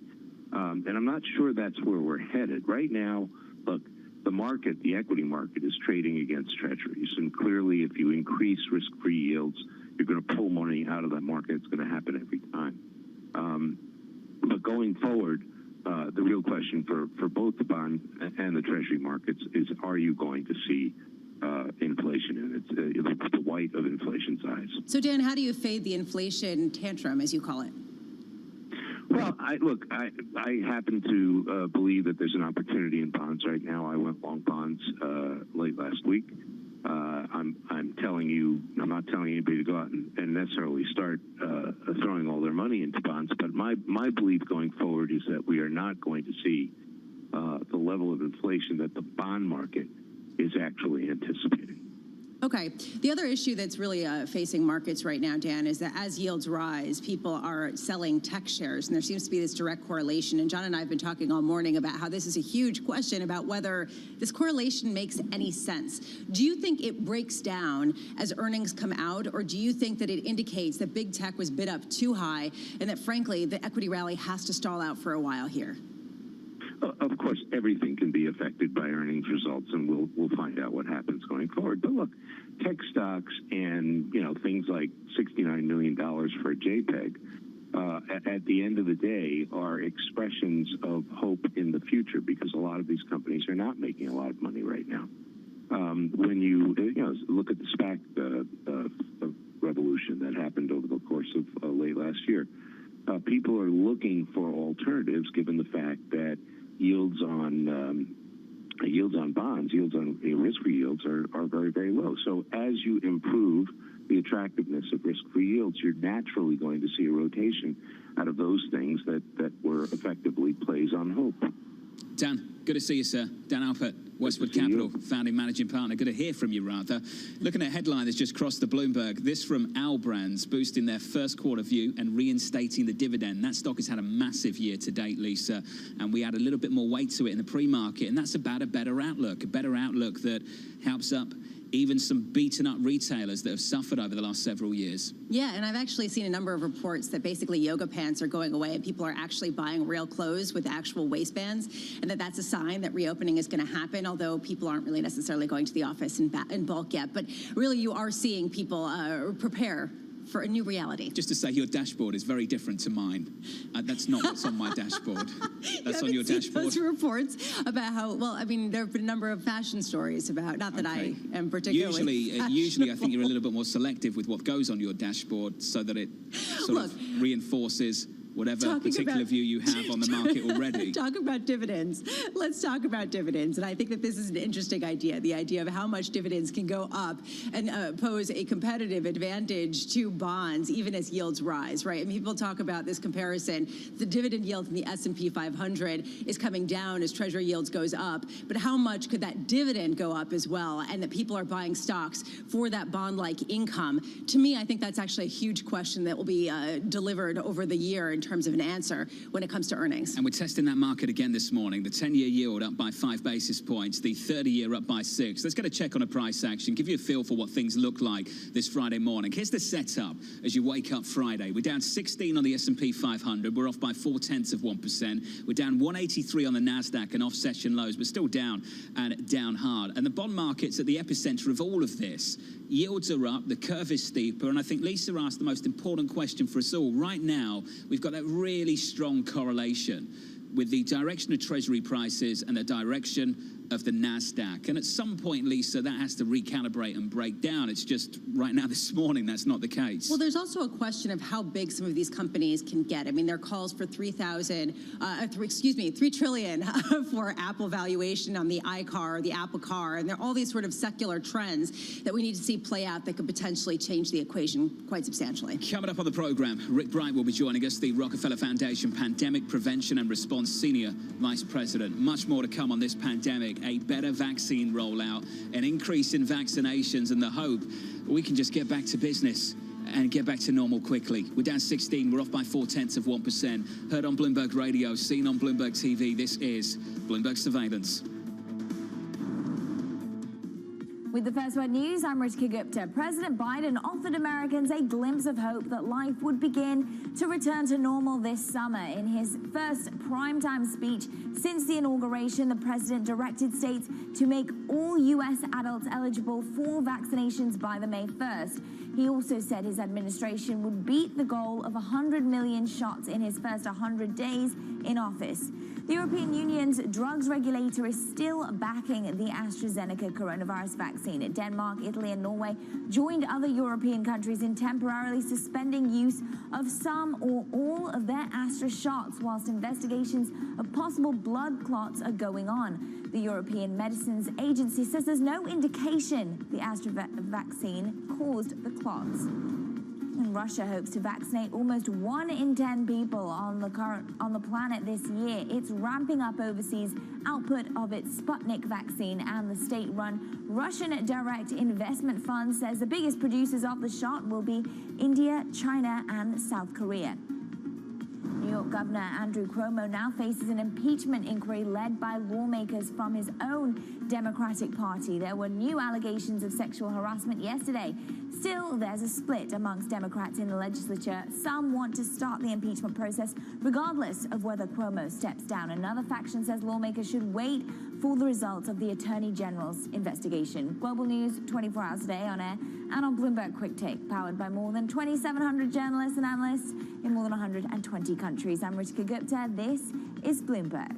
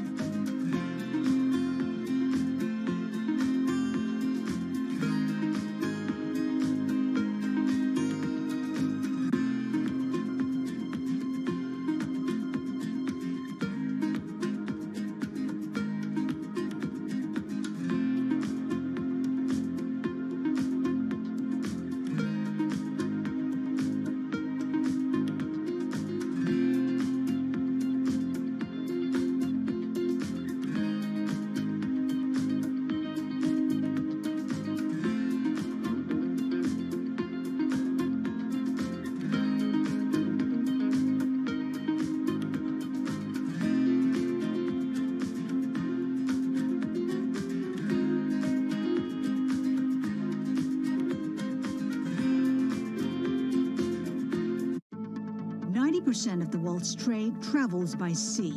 At any given time, around 5,000 ships are on the ocean carrying containers. Without them, the global economy would collapse. Many of those containers pass through here, Singapore, the world's second largest port. The industry accounts for 7% of the country's GDP. But the industry is under pressure. The uneven recovery from the pandemic is creating a shortage of containers where they're needed most and driving bottlenecks at major ports. It sent freight prices soaring. Since the beginning of COVID-19, these are levels of shipments that we've never seen before. Chinese New Year marks a seasonal turn for freighters when rates are renegotiated for the next year. Companies must choose whether to swallow the financial hit or pass on the cost. It's a decision that could bring new headwinds for the global economic recovery. Our generation's biggest problem. Climate change is happening. And the world's most innovative solutions. Transport, industry, buildings, electricity, all of those things. Everything you need to know about our changing environment, the politics of global warming. We can and we will deal with climate change. In the fight against climate change, Bloomberg Green has you covered.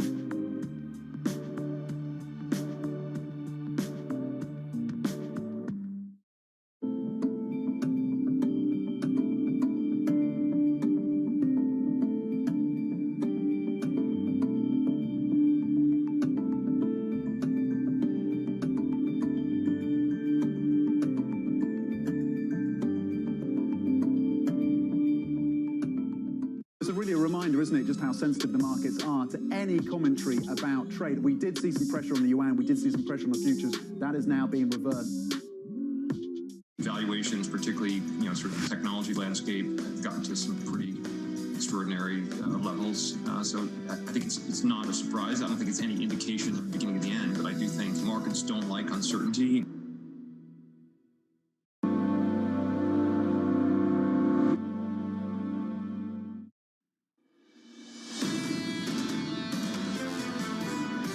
Here is the truth.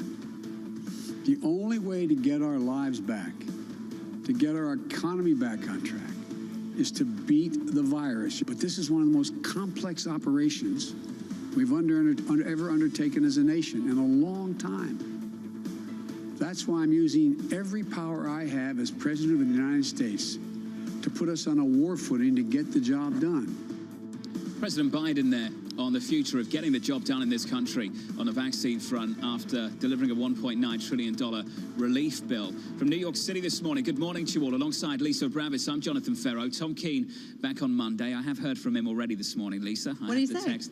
He seems to think that the podium that we currently sit at resembles what you would see at the front of house in a restaurant, and he asked for a table and smoking. I reminded him that was something you said 20 years ago, and that it is 2021, and you can no longer request that table. He is starting a SPAC, I believe, called HR Violation, so perhaps he can stick there somewhere in there. Good luck to him. I hope he's back on Monday. Here's the equity action right now. We're down about 14 on the S&P 500. Stories in a bond market. You know the story. You're also familiar with it. Up by about 5 basis points to 159. Equities down, the NASDAQ down, Lisa. That correlation still in play. Yeah, the question is, at what point does it break down? And does it break down to the benefit of growth or to the detraction of treasuries? In other words, if yields start going down and tech starts going down because of prospects of growth, or do you see yields go up and tech go up because of prospects of growth improving? And this is really the tension right now, John. That's the market story. The outlook gets better. The outlook gets better because we're envisioning a world without a pandemic. We need to talk about the pandemic we're still in. We can do that with Rick Bright, the Rockefeller Foundation Pandemic Prevention and Response Senior Vice President. Rick, great to have you with us on the program, sir. I want to start with how you're working with the current administration and the differences you're experiencing from working with the previous administration as well. What are you learning so far, and what are the additional things you've been able to achieve? Well, thanks for having me this morning and this afternoon around the world. It is really a stark difference between this administration and the last administration.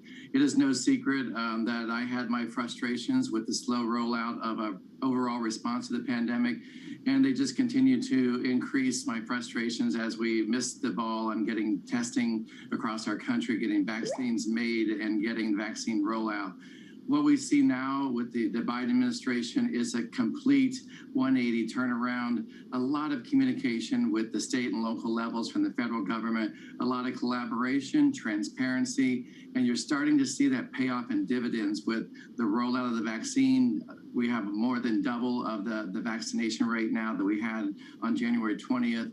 We have more people getting treated. We have more testing being done. And the passage of this American Rescue Plan is a true commitment to accelerating on all engines, all cylinders, to make sure we can end the pandemic. We struggled with testing in the United Kingdom, but seemed to do a much better job with sequencing and understanding variants much more quickly than other countries had done. That was in the UK, Rick. And I just wonder, in the United States, can we do a better job there? And in your experience, are we doing that right now? We absolutely have to do a better job. That is the big blind spot that we have right now with this pandemic in the United States and around the world. We haven't been doing enough sequencing. We haven't been targeting the sequencing to the right populations. What we're finding is these variants are now emerging, and we're finding them in parts of the United States. And if you backtrack, we realized they were in the United States for 2 or 4 months. They're widespread before we even know they're here, they're upon us. We know the threat of these variants. We know that they can transmit more readily. We know that some of them can evade some of the vaccine immunity that we're seeing from the vaccines and the therapeutics. So we have to get in front of them. The United States hasn't been doing a good job. The CDC, however, did announce recently they would invest more in this sequencing for the United States. And really importantly, the Rockefeller Foundation has been working hand in hand with the U.S. government to, number one, come up with new testing strategies, to use testing and screening of testing to reopen our schools. Number two, that testing leads to identification of more cases. And then just a couple weeks ago, Rockefeller Foundation hosted a conference with the government and private sector and public sector to identify the challenges we have in the United States to improve our sequencing, and not just the sequencing itself, but how we analyze it, how we communicate it, and how we tie it to the downstream so what type of question. Every mutation isn't impactful, but we do need to know the ones that are, and we need to know where they are so we can get in front of them. Rick, there's one thing about analysis and identification. There's another thing about prevention. And this goes to this question of how international the effort of vaccination has to be. The idea that the United States is doing really well. It is doing much, much better than Europe and a lot of the, most of the developing world. How much do you think the U.S. needs to do in order to get vaccines out to some of the less wealthy parts of the world in order to prevent some of these variants from being established, from frankly mutating in the first place and gaining a foothold? It sounds like you've been working on pandemic prevention for quite a while. So that's a critical point. About a year, actually. That's a critical point. And it's something that gets lost in the news, gets lost in the enthusiasm for increasing a vaccination rate in a wealthy country, and a country that has vaccine production within the borders. And we can vaccinate everyone in the United States, but we are still extremely vulnerable to this virus until we vaccinate a sufficient level of people around the world.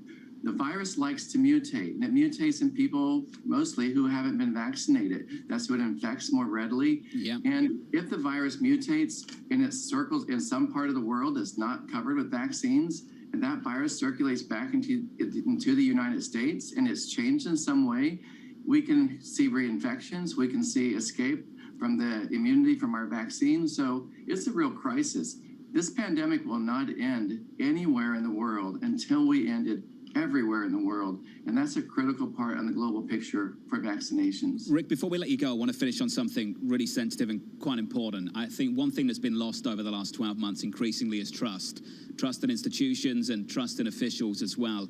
You've worked with both governments. I understand that you had worked with President Biden in the initial COVID task force, and as we know, you worked with the Trump government, the Trump administration as well. And when you quit, you said the following, that some of the decisions being made were dangerous, reckless, and causing lives to be lost. And it was the interference of politics in science. And I think one thing people struggle with right now, when they hear a policymaker speak, even the President of the United States currently, is it driven by politics or driven by science? When he says July 4th, we can get together again, is that just about sending out a nice message to the public, or is that driven by science? What I see the difference in President Biden and President Trump is their ability and willingness to listen to the scientists. And when President Biden now says that he can meet a target or meet a goal, you can bet that he's vetted it with the scientists. You can bet Dr. Fauci, the scientists at NIH and CDC and FDA and BARDA have weighed in on that goal. And when he sets the goal, I do think sometimes it's an ambitious goal, but we should be ambitious in stopping this pandemic. So I believe when he sets it out, we can achieve it, but we're going to have to work really hard to get there. It's going to take every one of us. It can't be a policymaker or just a government that achieves that goal. Each of us has a role. We have to wear our mask. We have to social distance. We have to avoid crowds. Everything that we need to do that's been bringing down that curve, we need to keep doing it to take that curve all the way to the baseline while we accelerate our vaccination rates. That's how we'll achieve that goal of July 4th if we all work together. Rick, stay close. We'd love to work with you some more in the weeks and months ahead. Rick Bright there at the Rockefeller Foundation from New York City this morning. Heard on Bloomberg Radio, seen on Bloomberg TV. This is Bloomberg Surveillance.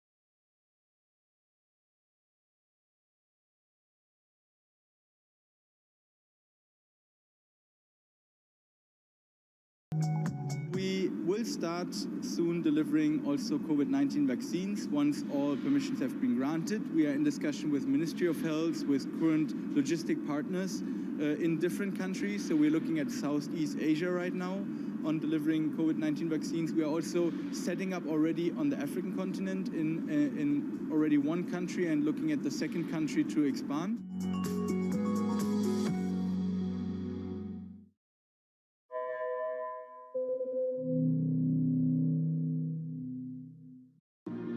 BSO Now is your online home for brand new Boston Symphony Orchestra and Boston Pops performances. Discover new releases each week that include behind-the-scenes storytelling with conductors including music director Andres Nelsons, guest composers and musicians, plus critically acclaimed archival concerts and more. Visit bso.org/now, where the music plays on. BSO season sponsored by Bank of America.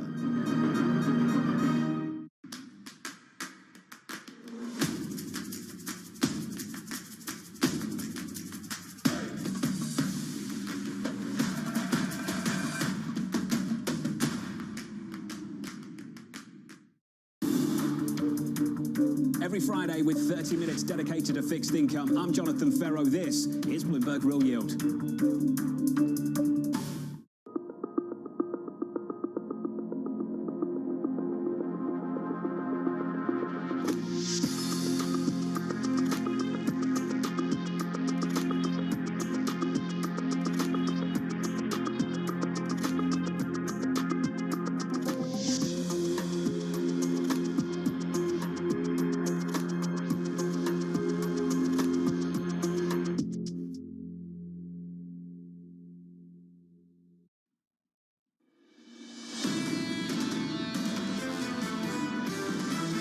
Biggest stimulus for all of us is if we can get out of COVID. People are going to be looking forward to spending their money, especially now they have that additional stimulus check. It seems like the market is now finding its footing. So if things don't get worse, there's no reason for the Fed to do anything. It's not clear whether rising rates are good or bad for the market. It is the #1 question for investors. Inflation's a process. And we still have a labor market that's relatively weak. We still have millions of people who are sitting out right now. This is Bloomberg Surveillance with Tom Keene, Jonathan Ferro, and Lisa Abramowitz. Stocks down, yields up from New York City for our audience worldwide. Good morning, good morning. This is Bloomberg Surveillance live on TV and radio alongside Lisa Abramowitz. I'm Jonathan Ferro. Your yield on a US 10-year in and around 160 all through this morning. S&P 500 futures lower. NASDAQ futures off the lows, down 163 and negative, Lisa, 1.25%. Yeah, there's a question here about yields going higher, especially after the ECB came out to try to ease policy yesterday. How high can they go? Really interesting to hear Kit Jukes last hour talking about 2% is the goal, and until we get there, it's going to be rocky. We've got to drive forward to next week as well. The Federal Reserve meeting March 17th. Your estimates will be in play for growth the year out, the year ahead, 21 and 22. 5.5% is the median view in our survey right now for growth in America for 2021, 3.8% for 22. We've heard much bigger numbers from that, from the likes of Bank of America, the likes of Morgan Stanley as well, Lisa, in the last week alone. How much, though, does that hinge on the idea of an infrastructure plan getting passed? Or does this just account for the $1.9 trillion stimulus that was just made its way through Congress in addition to the reopening? And that really, to me, is the question. The better that growth gets, how much less emphasis will there be on getting other material changes to policy that could prolong the growth, John? As it sucked the oxygen out of the room. That's been the big debate over the last couple of weeks, and that debate really got going with the former Treasury Secretary Larry Summers writing that piece in the Washington Post, which what feels like a lifetime ago now. Does. I think it was several weeks ago. Here's the price action this Friday morning. Good morning to you all. We're shaping up as follows on the equity market. I said yields up, equities lower. This is what it looks like. The S&P 500 down by 9, a marginal move lower by about 0.25%. The NASDAQ well off the lows now, still down by about 1.2% on the NASDAQ 100. All of this coming off the back of the move in the bond market. 161 earlier, pushing 160 159.62. Now 159.14, Lisa, up about 5 basis points. And dollar strength in play, too. Euro dollar back down to 119.34. And I wonder how much more that has to run. I mean, coming into this year, I just keep going back to this really strong consensus. The dollar will weaken. The deficits are going up.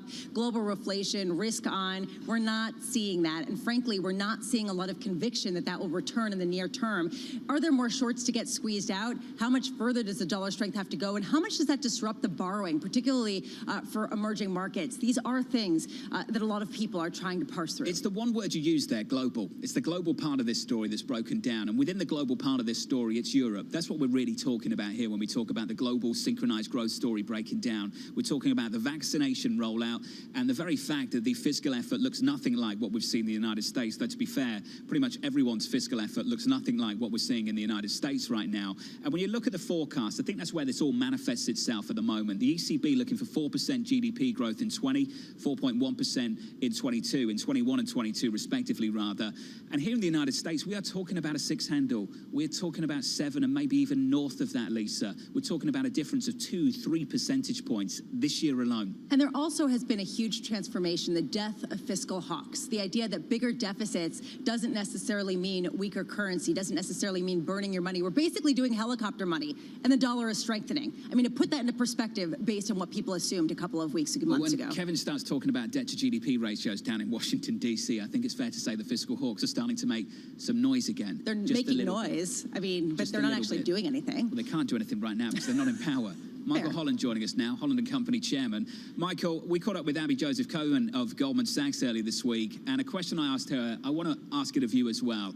You have seen it all in your decades on Wall Street, and I think it would really be helpful for us if you could frame just how unique, truly unique, original this moment is as we throw everything at this recovery. Well, Jonathan, thank you. Abby Joseph-Cohen and I have been around Wall Street for about the same amount of time, which is forever. And the reality is it's always different. Each time is different, so that's what keeps it interesting and keeps us humble.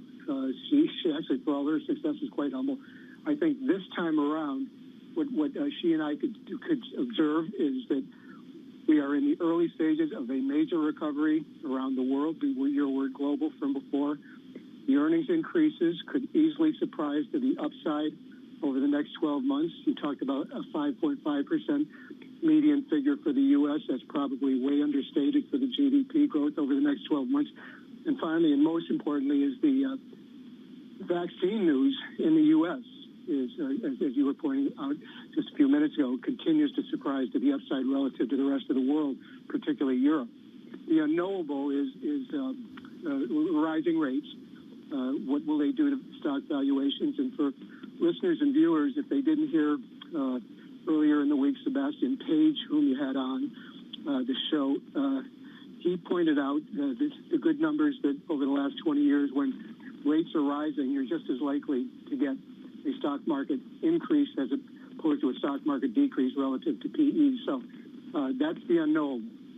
Especially in the early part of the cycle, Michael. And to jump in, I think we've got to talk about the cycle. And the additional unique part of this recovery is just how quickly things move. And Michael, I think we had a snapshot of that last year, and I just wonder what the lesson was for you. We can snap back really quickly from this pandemic. We had a little bit of a hint of that, a scent of that last year before things had to slow down again. The speed of the cycle, Michael, can you talk to that, the speed of the recovery that you're expecting?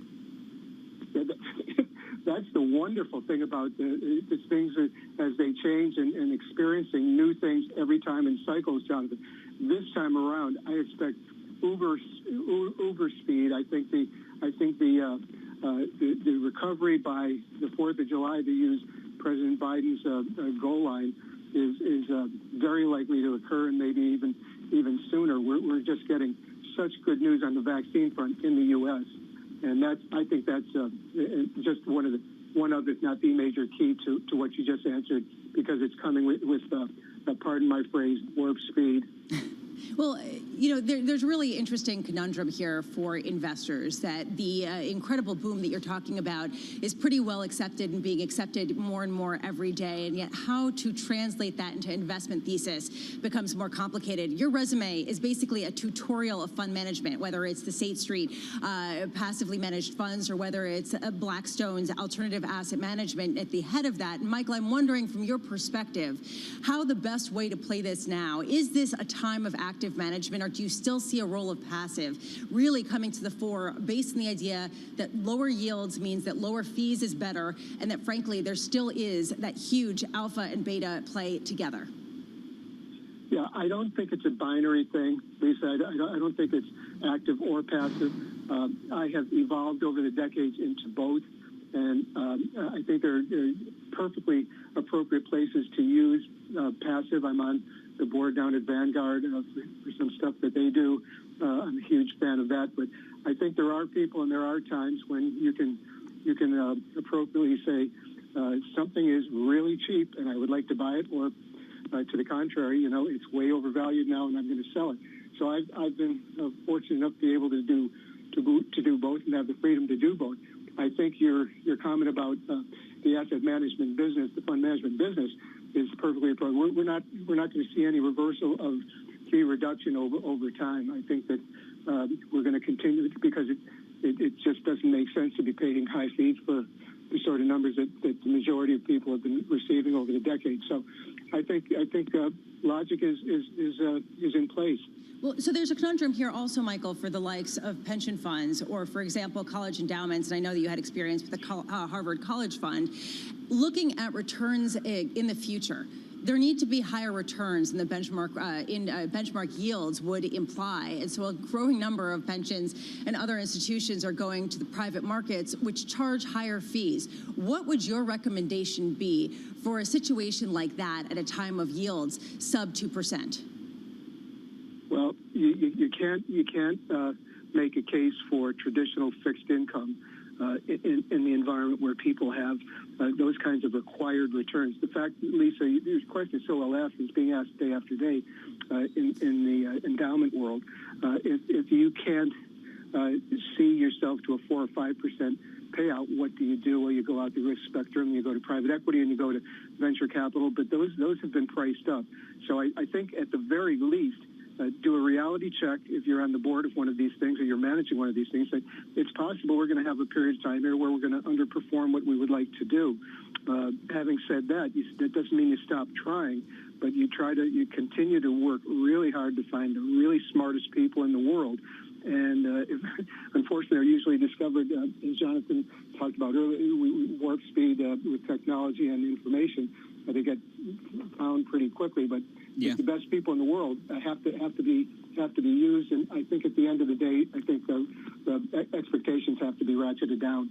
Michael, you know I really respect and appreciate your experience, and it's fantastic always just to sit here and listen to everything you've got to say. Michael Holland there, Holland & Company Chairman. Michael, thank you. I want to push forward to next week just for you, just a little bit. Tuesday, we get retail sales in America, then on to Wednesday, where we get an FOMC rate decision, and you get a little bit more supply in the week as well. On Tuesday, I think you get about $24 billion of 20-year bonds, Lisa. Next week could be interesting. Retail sales, the Fed, the outlook, and it's got to be about the forecast. What is the outlook over at the Fed on GDP, on inflation, and what's the corresponding outlook on rates? Yeah, and how are they going to respond to it? When you're talking about the auctions, I do want to touch on one thing that we've missed. The idea that there is a regulatory burden that has been basically exempted for a lot of the big banks. They can hold more treasuries without it accounting or adding to their leverage ratio. This is sort of technical, but it's a huge issue. That exemption actually gets lifted on March 31st, and there has been selling by the dealers. There is a question of how much this is going to roil some of the auctions and has been creating a little bit of that lift in yields. An exemption introduced in the pandemic at the height of the crisis. And Lisa, I know that's a conversation happening in fixed income. So do you know what I'll do a little bit later? Oh, is it Live Friday? On Bloomberg Real Yield at 1 p.m. Eastern Time. Look at that. Thanks for the tease. That's the promo. That's it. We're done. Coming up on the program, Ed Mills, Raymond James, Washington policy analyst, on the big effort down in Washington, D.C. to vaccinate this country, and a big effort at the state level just to go ahead and reopen in Texas and elsewhere. Yields up 5-6 basis points on 10s. Your equity market lower on the S&P 500. A marginal move lower on the NASDAQ. That's where the pain is. Your S&P off by 1/3 of 1%. This is Bloomberg. With the First Word News, I'm Rishika Gupta. President Biden marked the one-year anniversary of the start of the pandemic by giving Americans a glimpse of hope. In a primetime speech, the president declared a goal of allowing small celebrations on the 4th of July, and he directed states to make all U.S. adults eligible for vaccinations by May the 1st. Treasury Secretary Janet Yellen says Americans will start receiving $1,400 stimulus payments in their bank accounts this weekend. That's after President Biden signed the $1.9 trillion stimulus package into law. The U.S. economy has started showing signs of recovery, but Yellen says she doesn't think the size of the relief bill is too big. And a change at the top of Ant Group. Billionaire Jack Ma's embattled financial services company. Bloomberg has learned that CEO Simon Hu has resigned for personal reasons. Chairman Eric Ching will now also take on Hu's role and has been overhauling its business after the Chinese government blocked a scheduled IPO just days before it was to take place. And it was a blowout year in the markets for Deutsche Bank, and its traders are cashing in. Germany's largest lender jacked up its investment banking bonus pool by 46%. Across all units, the bonus pool was up 29%. That compares with smaller gains or even cuts at other major European banks. And homeowners in the U.S. are $1.5 trillion richer than a year ago. That's according to a report from CoreLogic. It comes out to about $26,000 a household. The report is also news, sort of, for mortgage bond investors. Global news 24 hours a day on air and on Bloomberg Quick Take, powered by more than 2,700 journalists and analysts in more than 120 countries. I'm Rishika Gupta. This is Bloomberg.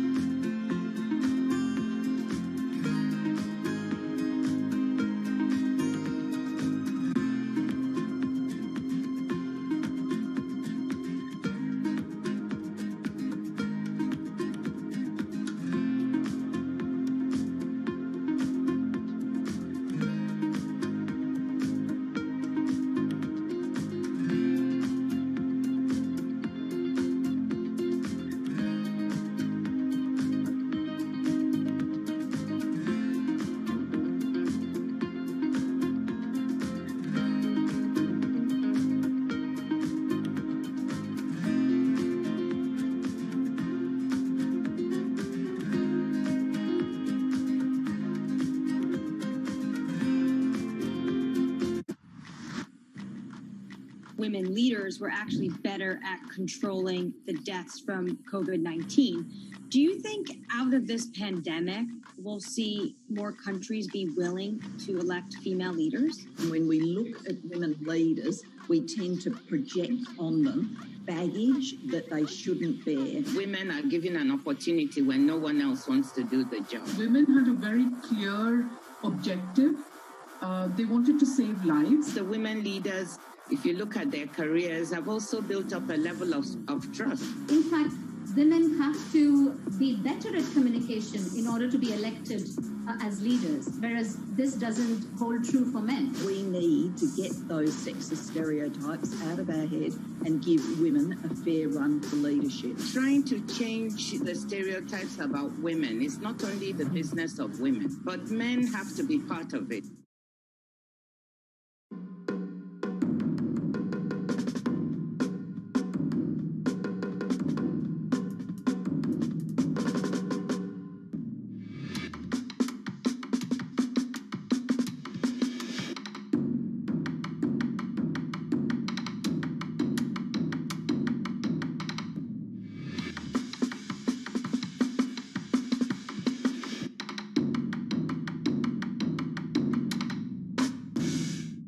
I have asked the Securities and Futures Commission and the Hong Kong EX to work together to explore the viability, have our own Hong Kong version of specs. We remain very confident on the competitiveness of the Hong Kong stock market. Mercedes-Benz is on a path towards CO2 neutral mobility. So we have flicked the switch there, and really we're going to step by step electrify everything. And what does that mean? Combustion engines get electrified. This is a market that over the past few weeks has made it clear it wants to go higher. It got a little spooked by the idea that geopolitical tensions are rising.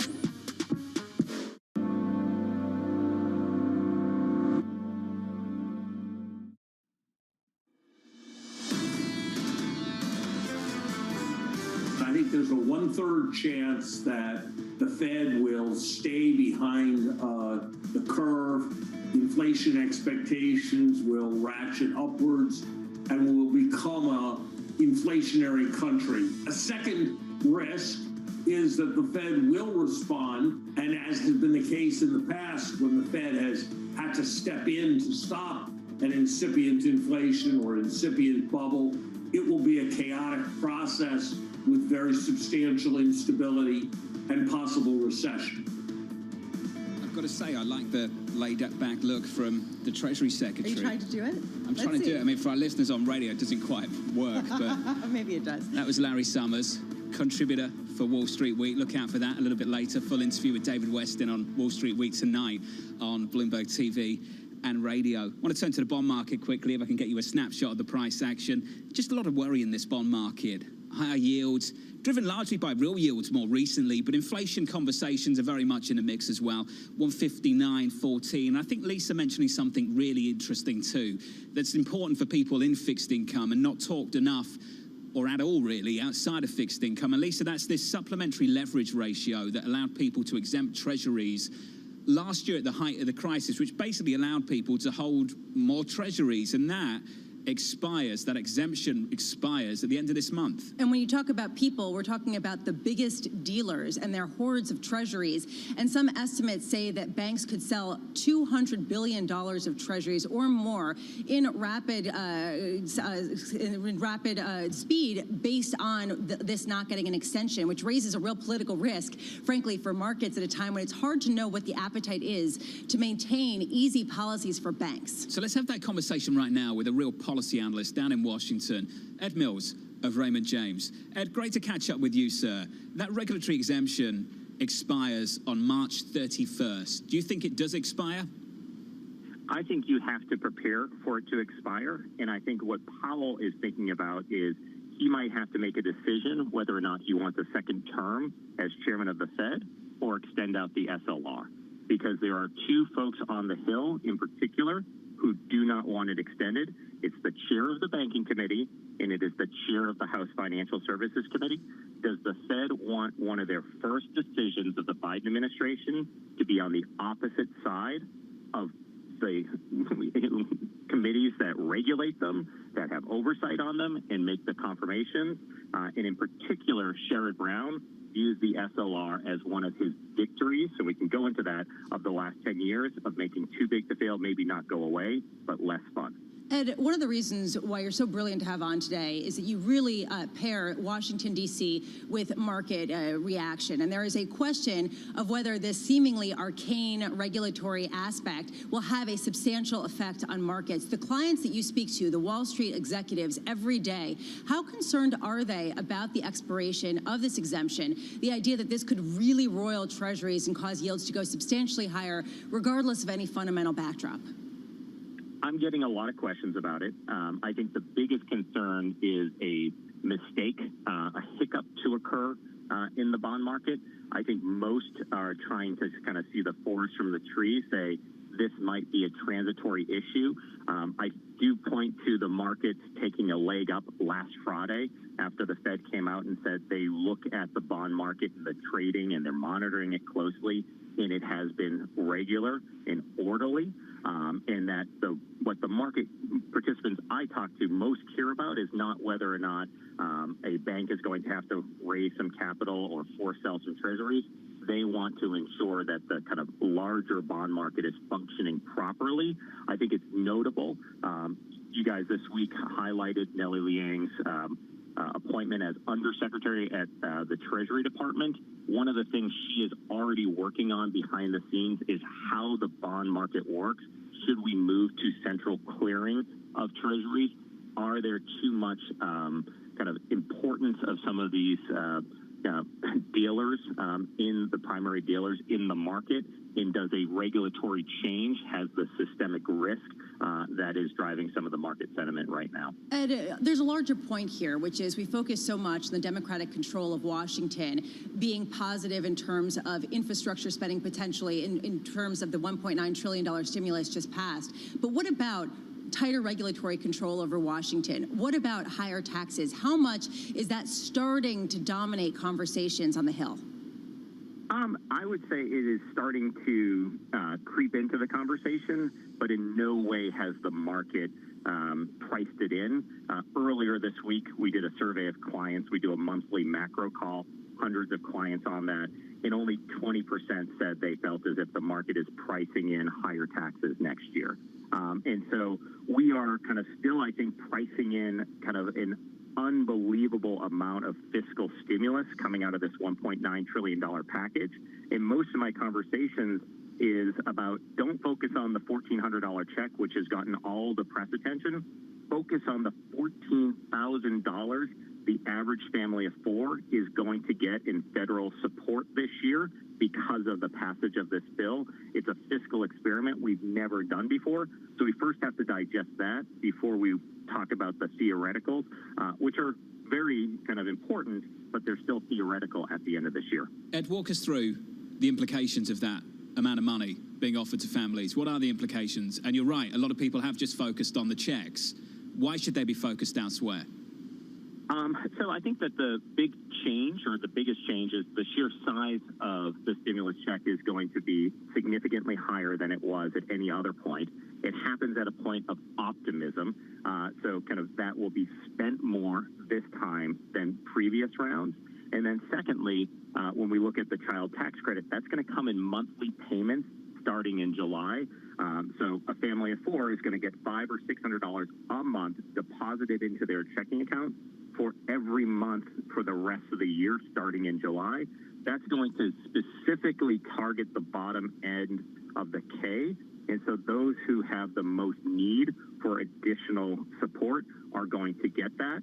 And the estimates is that is going to cut childhood poverty in this country in half. And so we look at a lot of these spending bills in the past, and a lot tends to go to the upper percentages of the income bracket. And so the impact on the economy is sometimes somewhat muted. The real debate is now that it's going to the lower part of the K, are we going to see differences in healthcare spending, consumer discretionary and consumer staple spending? Yep. And is that going to push up wages? Is that going to see some level of inflation? Money in the hands of people with a high marginal propensity to spend. We'll see what happens, Ed. Great to catch up, sir. Ed Mills on a really important regulatory issue and on the policy plan down in Washington. Raymond James, Washington policy analyst from New York City this morning. We've got PPI data coming up. Inflation data will...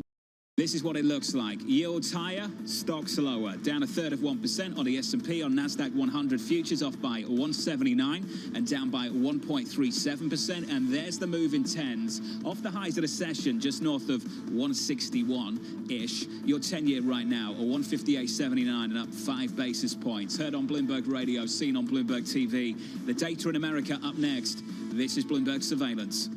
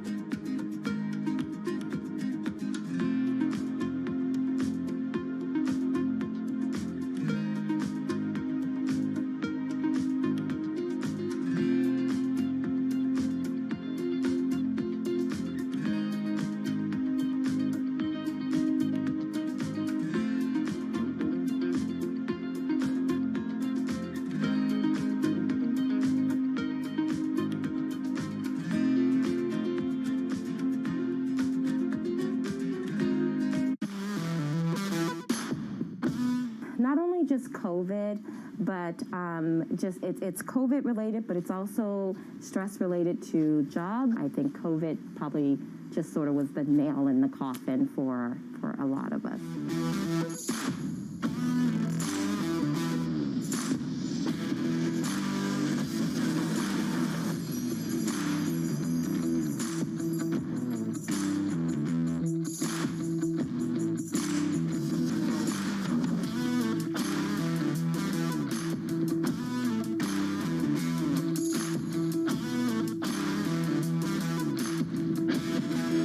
Having the destruction room here is also a very healthy outlet. I do not encourage it as something that we do on a regular basis, but I do find that when people come in, being able to break plates, being able to write out whatever's on their mind and letting it go, being able to just take out their frustration and their anger.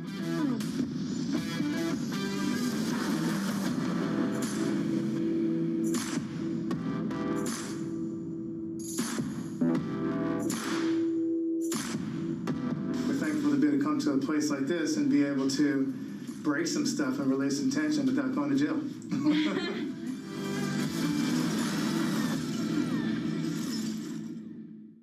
Bloomberg has enhanced search on the terminal to deliver what you need when you need it. Now, you can simply type phrases in everyday English in the command line. Compare financials. Find people. Analyze markets. You can enter phrases or ask questions. What do you want to know today? Ask a question or visit SearchGo to find answers now.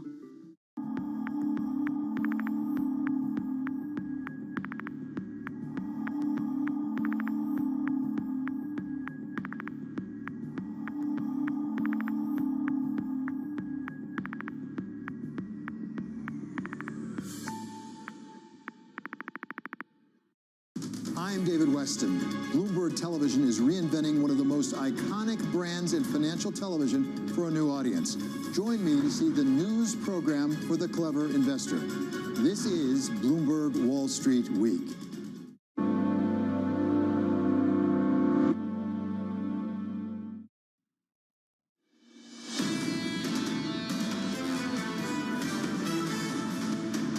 Live on TV and radio for our audience worldwide, this is Bloomberg Surveillance alongside Lisa Abramowitz. I'm Jonathan Ferro. Here's the cheat guide to the Friday morning price action. Yields are higher, stocks are lower. Your yield on a 10-year in at around 160. On equities, we're down 11. On the S&P, off by 1/3%. On the NASDAQ, we come lower by 170 and down by 1.3%. We got some data to talk about. It's PPI in America. It's Michael McKee. Good morning, John. Good morning for economic forecasters because the PPI comes in almost bang on expectations. We see a 0.5% rise, 0.5% for the headline final demand number, which is exactly as forecast. This is down from a 1.3% move last month, which was the biggest in the history of the series. The core rate goes up 0.2, which is also exactly as forecast, which puts us in terms of the year-over-year annual rates at 2.8% for final demand, and for the core, 2.5%. And those are both pretty much in line, a little bit, maybe a tenth higher than each thought. And of course, everybody's going to be watching to see what kind of numbers we get in PPI and whether that'll translate into higher overall prices. This month, we see a 1.4% rise in the index for goods, while services only increased a tenth. It was kind of reversed last month. People were beginning to worry that with service industries coming back online, we were going to start to see inflation, but not this month, not in February. Still a lot of pandemic influence and probably also some influence from the weather. Nobody wanted to sit outside and have dinner in February with the weather as bad as it was. One thing I wanted to note here, this is kind of important for everybody who's been working from home over the past year. Big rains in Chile, grape prices 30% up, but these are table grape prices. I'm told, John and Elisa, that wine grape prices are stable. That's great to know, Mike. I will exercise these stable prices this weekend on wine. You're not seeing much of a reaction in markets. There is a question of how to parse through what we are seeing when it comes to supply chain disruptions, when it comes to some of the kinks in the infrastructure for goods based on the increased demand as people stay home. How do we parse that out from something more long-lasting, something that companies have to decide whether or not to pass along to their consumers? Well, I think what you're going to do is look into the commodity area, because if commodities are up in price, which they are, then it's going to cost more in terms of inputs for companies. But can they raise prices, and will they raise prices, or will they absorb this? That's going to be the question over the next few months. And we don't see a lot of price pressure in the CPI. The PPI and CPI don't track each other because a lot gets absorbed by middlemen. And last month we saw the core PPI drop where on a year-over-year basis, where this PPI goes up. So at this point, we don't see, we can't confidently say that the companies are going to be facing higher prices because of supply chain problems that they will pass along to the public. Mike, before we let you go, the Fed next week, what's the big focus for you? Well, everybody's going to be looking at the dot plot, John, to see if the Fed makes any adjustment in terms of how soon they think they will raise rates, because the economy may be growing faster than they thought. Obviously, the market, we're seeing it again this morning, putting pressure on them to bring forward the rate cuts.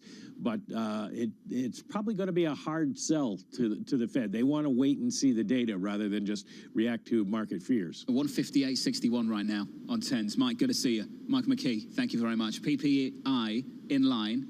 We get retail sales next week and a Fed decision too.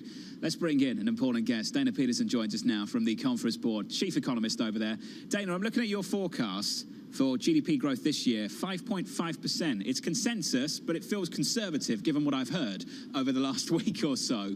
What takes us north of that, Dana? What would you need to see to get us to 6, to get us to 7? Because I've seen a 7 handle at Morgan Stanley. What do you think we'd need to see to get to those kind of levels? Sure, you'd have to definitely see upside risks come into play and come to fruition. So, for example, vaccine rollout happening sooner than expected in terms of wide availability. I mean, we're expecting by the middle of this year, but what if this happens in the springtime? You know, already President Biden is stating that he wants every adult to be able to obtain a vaccine by May 1st. So that could really accelerate the vaccine rollout. Also, restrictions being lifted by governments. We're already seeing some states determining that, well, if the pandemic's over for them and that they can lift all restrictions. And if that happens in more states, then potentially you can see lots of growth, faster growth sooner than expected. How closely is growth correlated with inflation, Dana? Well, the thing is that they're certainly correlated, but I think the relationship is a little bit weaker. We've seen very little inflation over the last 20 years. Indeed, since the great financial crisis, we've been wondering, where is the inflation? And certainly there are a lot of pressures that are dampening inflation. Our forecast of 5.5% growth for GDP suggests that maybe the core PCE deflator will rise to around 2.2% by the end of this year, and that probably won't be sustained. We'll probably get back to 2% by the end of next year. So again, where's the inflation here? All right, and what about the wages, the wage component here? What are you expecting in terms of wage increases throughout this year as employment starts to pick up?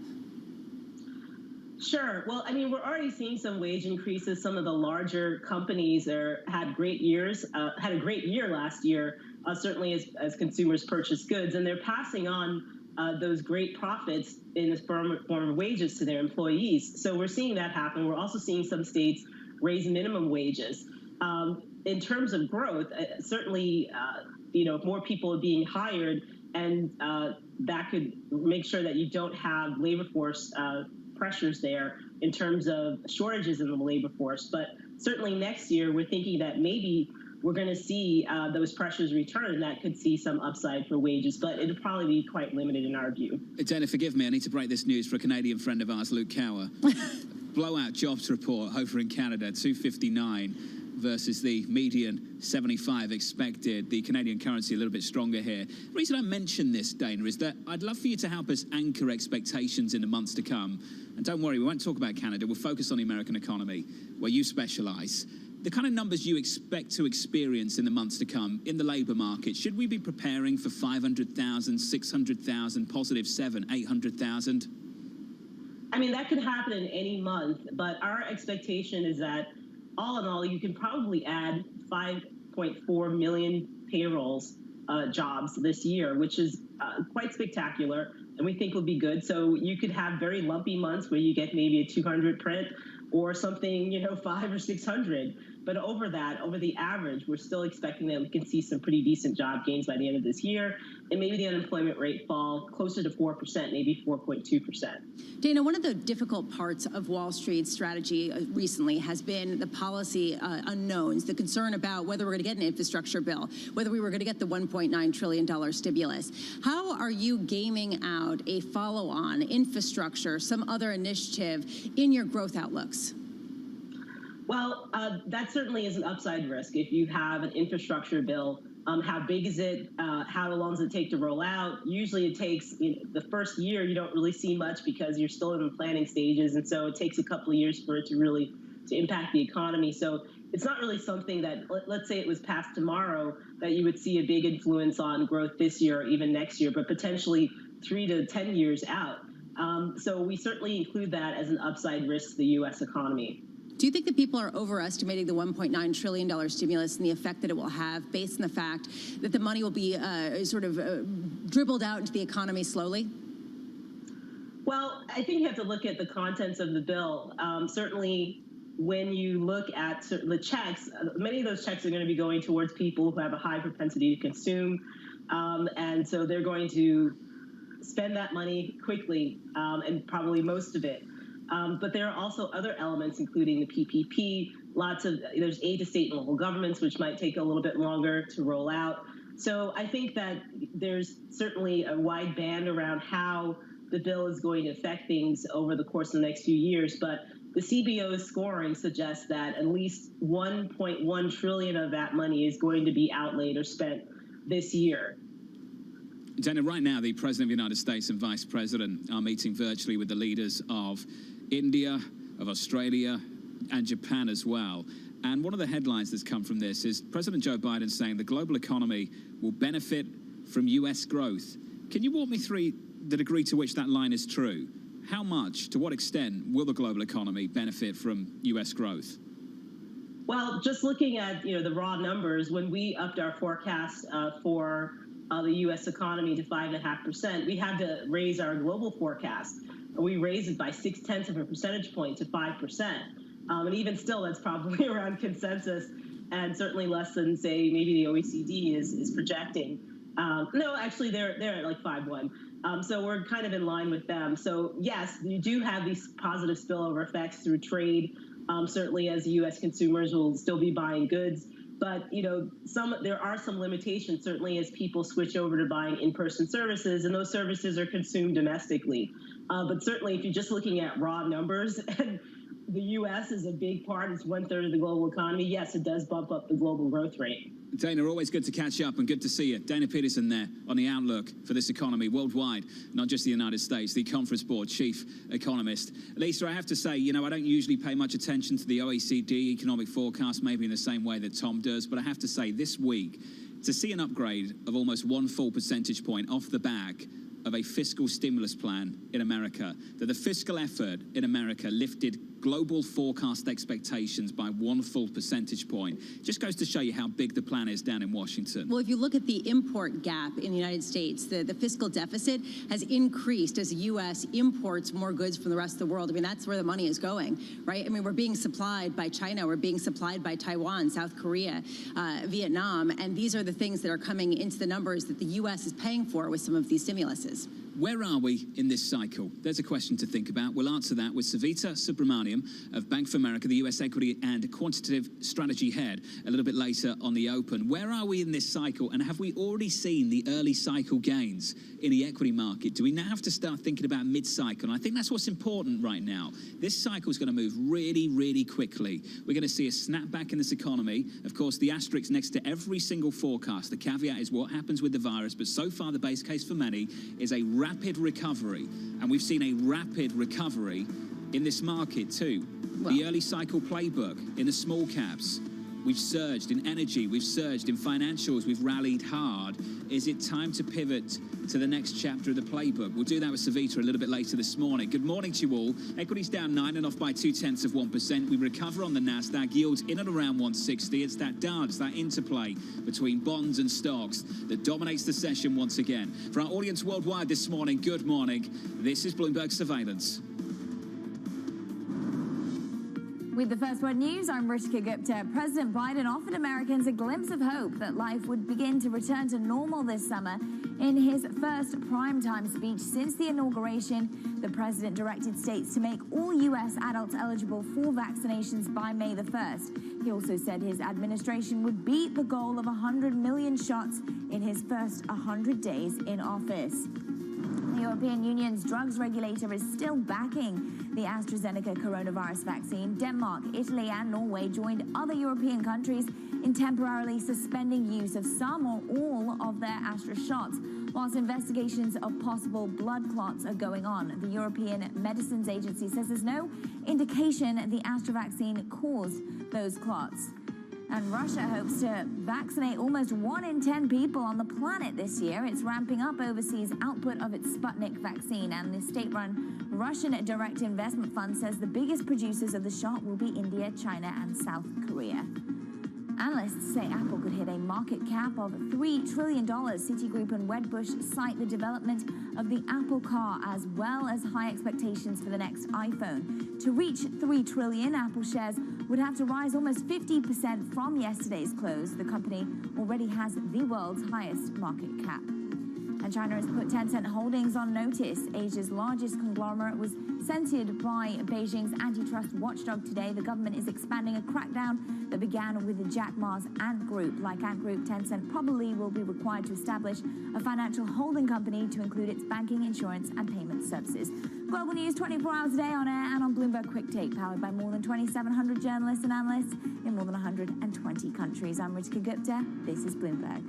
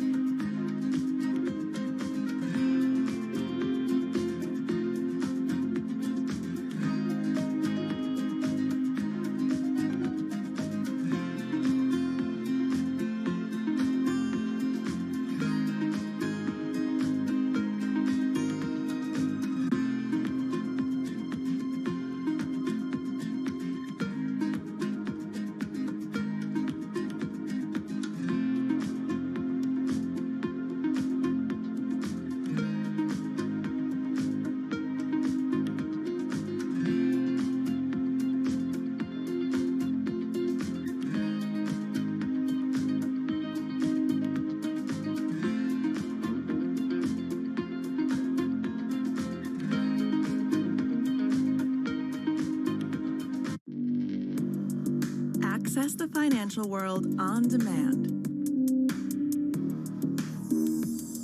Hear from leading economists, policymakers, and industry experts via live and on-demand webinars, only from Bloomberg. Start exploring to see what's moving the markets. Visit Bloomberg.com/webinars.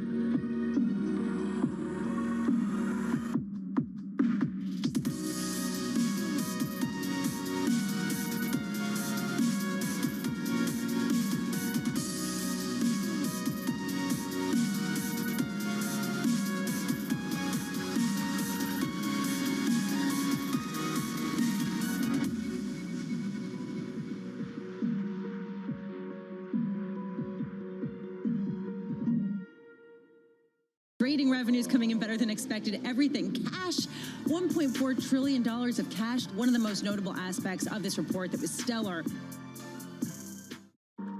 generation's biggest problem. Climate change is happening. And the world's most innovative solutions. Transport, industry, buildings, electricity, all of those things. Everything you need to know about our changing environment, the politics of global warming. We can and we will deal with climate change. In the fight against climate change, Bloomberg Green has you covered.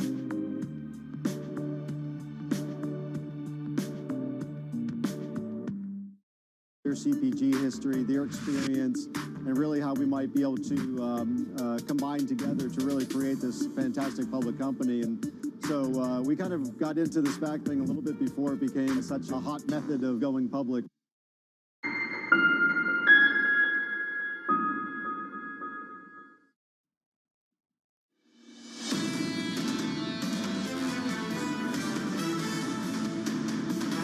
Welcome back to Bloomberg Surveillance. Tom Keene, Jonathan Ferro, and Lisa Abramowitz. Tom Keene will be back Monday. Jonathan Ferro ran away, leaving me here to talk about one of the most interesting stories that we've been hearing developments over, which is Ant Financial, an Ant company, Jack Ma's company that has become the center of a lot of regulatory pressure in China. The latest, the chief executive officer just resigned. What this means, Lulu Chen joining us now of Bloomberg. Lulu, what is the significance of this departure?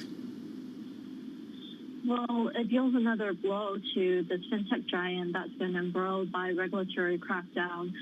We're still trying to find out the backstory for why Simon Hu, who used to be the CEO, resigned.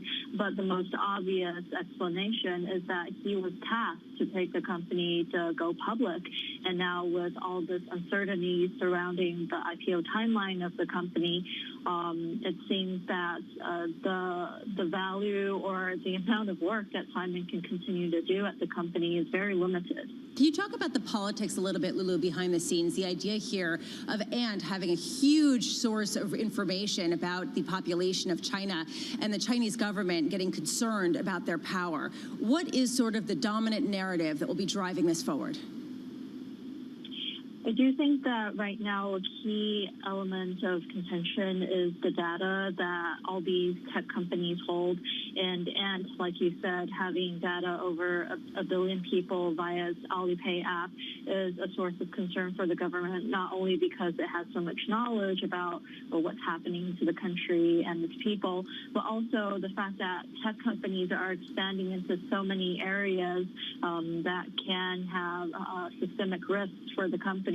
Finance, digital life services, cloud, you name it. These are all areas of sensitivity for the government. Lulu Chen, thank you so much for this and for all of the reporting of Bloomberg. We will bring you the latest, and you can find it on the Bloomberg terminal as well as the website. From China to New York and to Florida, the smackdown continues over where people are going to live after the outmigration of cities starts to ease a little bit. Jonathan Miller has been following this closely, and I got to say, I want to start with a story that caught my attention about how Wall Streeters who moved to Florida were starting to rethink that and come back to New York City, which created this war with Jason Mudrick saying the only problem with living in Florida, the only problem to moving to Florida is living in Florida. What is the veracity behind some of these tit for tats in terms of the migration out of big cities?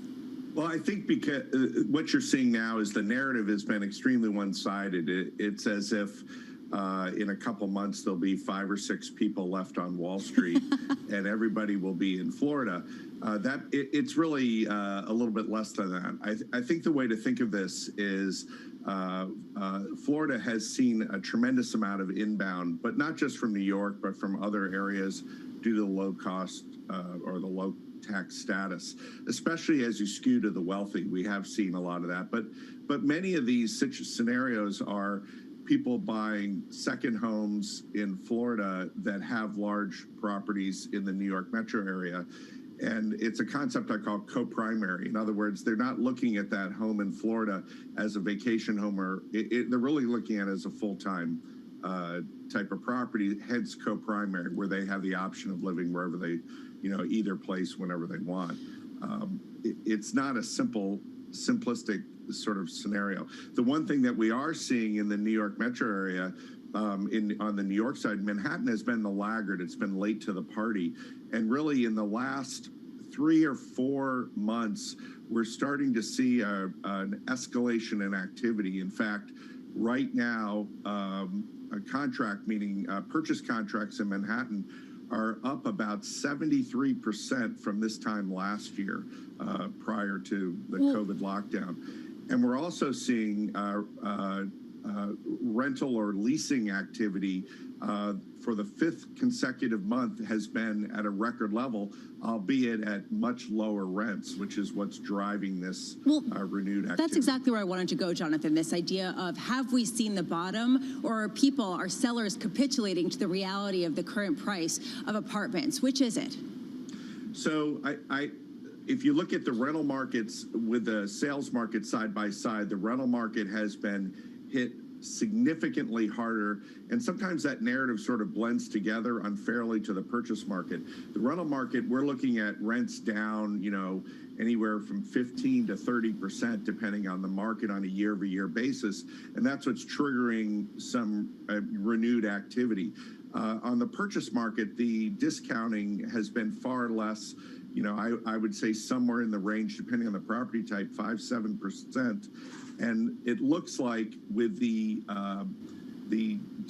wider or the accelerated distribution of the vaccine, which I think is the primary reason we don't have as much inbound into New York, which has made it feel like that it's all outbound, but really schools have been closed, or remote work. We're sort of on pause. But that's all it's changing in a very gradual basis. We can't expect New York to rebound until people feel safe, and that looks faster than originally expected. And Jonathan, to that point, when do you think that we will have seen the bottom, and when do you think we'll get back to the highs that we saw in 2018 and 2019? Well, on the purchase market, I think we're really talking about 2 to 3 years, assuming rapid adoption of the vaccine continues and that sense of safety. The thing you have to remember is that even after the pandemic is either brought under control or eliminated, you still have Zoom or remote technology as a residual. So we are going to see an increase in remote work, but not at the scale. Right now, we're at what I call peak Zoom, where everybody's Zooming constantly, and that is not the norm. Companies are going to start calling back people. Originally, the thinking was they were going to call them back September, sometime in the fall, but now we're starting to hear chatter from especially Fortune 500 companies that it's more like May, June, or before the 4th of July, essentially, which really ramps things up. And that does two things. What it does is it boosts the rental market, and number two is that it gives oxygen to street-level retail. If you look at the optics of New York City or Manhattan right now, you look at the Times Square and that visual, and then you look at a residential neighborhood like the Upper East Side, they're miles apart physically in terms of their appearance, with much more vacancy in sort of the global optics of Manhattan, which is really not fully accurate. Jonathan Miller, thank you so much for being here. Jonathan Miller of Miller Samuel, President and Chief Executive Officer. And I have to say, in Midtown, you could just see all of these storefronts completely empty, entire blocks of them. Just 10% of Manhattan's 1 million office workers had returned to the workplace as of March, according to a survey highlighted in the Financial Times. Right now, in the markets, we are seeing a sell-off at NASDAQ near its lows of the day, especially on those higher yields, as John was talking about all morning. The 10-year yield at near a session high of 1.59, bumping up against that 1.6% goal. Coming up, former House Majority Leader and Moelis & Company Vice Chair Eric Cantor. That'll be coming up at noon in New York. This is Bloomberg.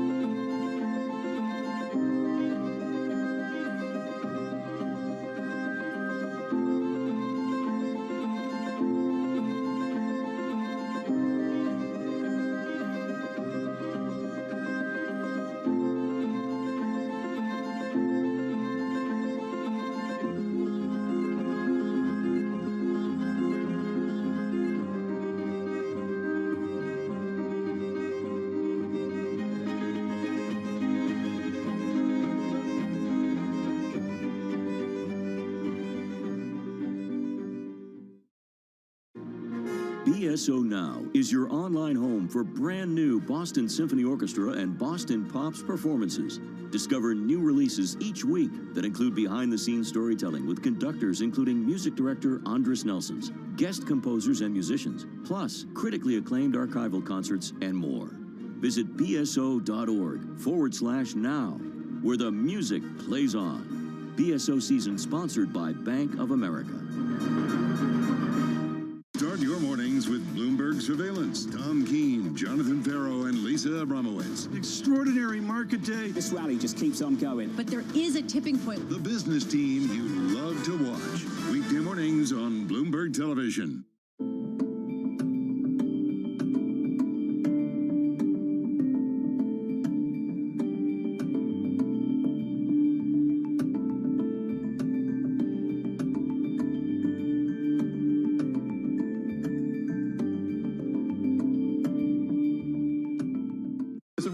Isn't it, just how sensitive the markets are to any commentary about trade. We did see some pressure on the yuan, we did see some pressure on the futures. That is now being reversed.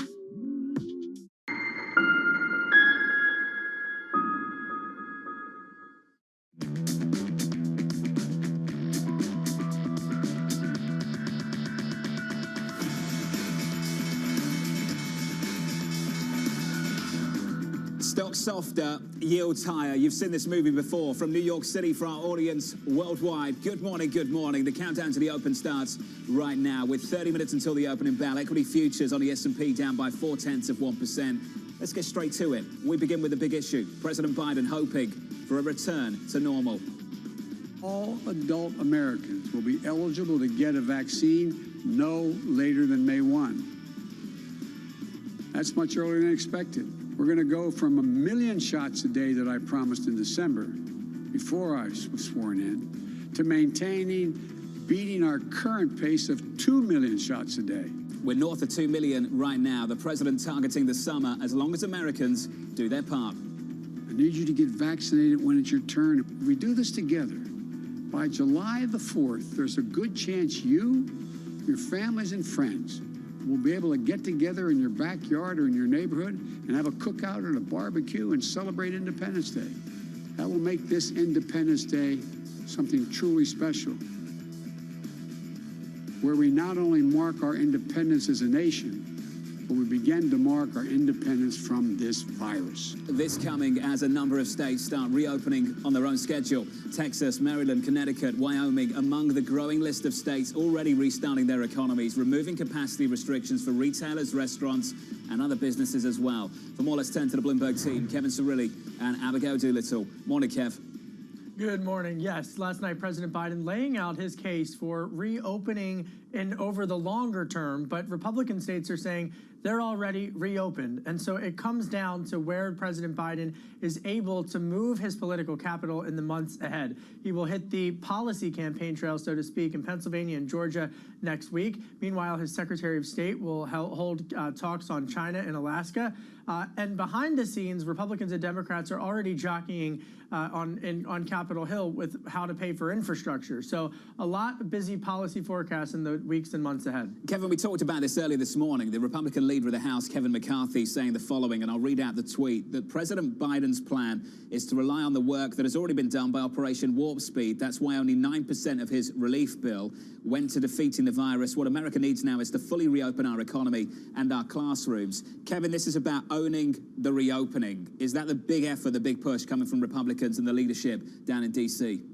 Yes, and former President Trump started that in terms of owning the reopening, and now Republicans are trying to finish that ahead of the midterm elections. And I think, quite honestly, that there's also some 2024 primary implications here, because potential candidates in 2024 on the right are going to want to be able to say to the base of their party that they were pushing for reopening first. Kevin, good to see you. The outlook's brighter. The vaccination effort has picked up. Right now, your yield on a 10-year, 160, up 6-7 basis points. The read across pretty clear on the price action. Here's Abby. John, you really nailed it moments ago, saying stocks softer, yields higher. And I would add, we're looking at another morning here where the picture is very different than it was just 24 hours ago. Because, of course, yesterday we had tech flying. Today, tech is sharply lower, down more than 1%. The S&P 500 lower. Why? Well, we do have that 10-year yield up about 6 basis points at 1.6%. It felt like tech was digesting 1.5% yesterday.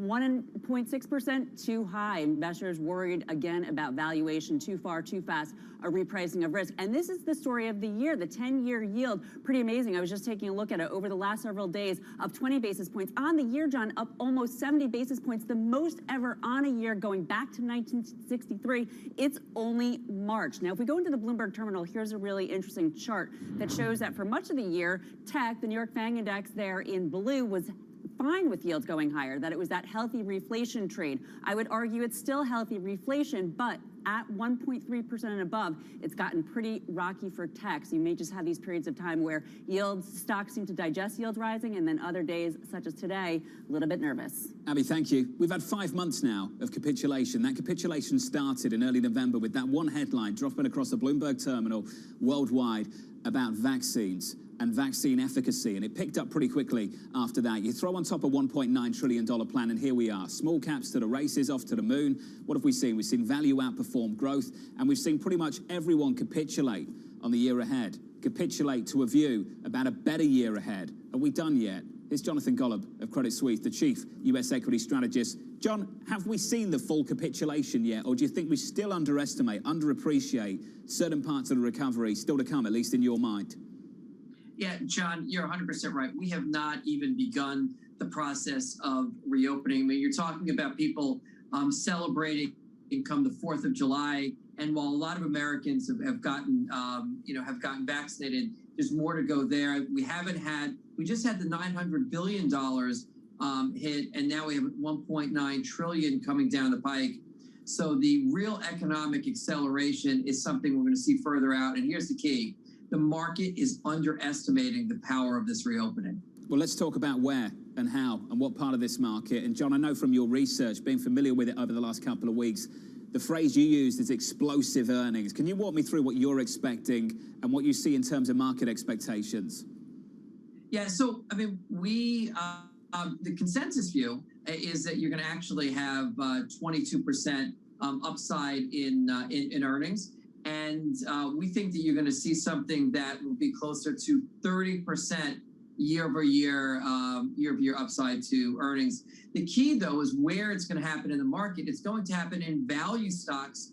So this is really weird. Value stocks are going to have faster earnings growth this year than growth stocks, between maybe 7 to 10% faster.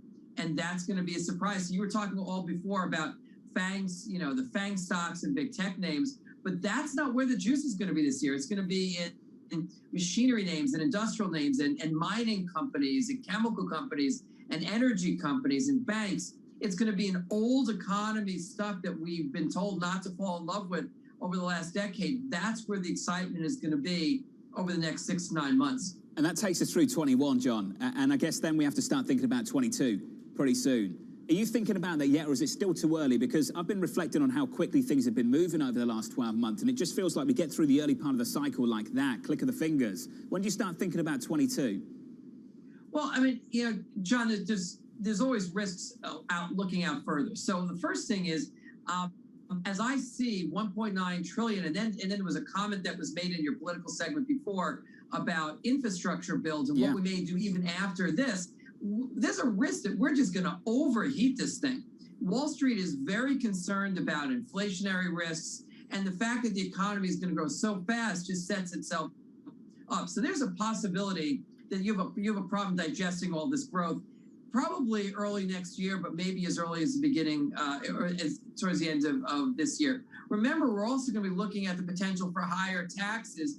And when we had a weak economy, nobody wanted to think about how do we pay for this stuff.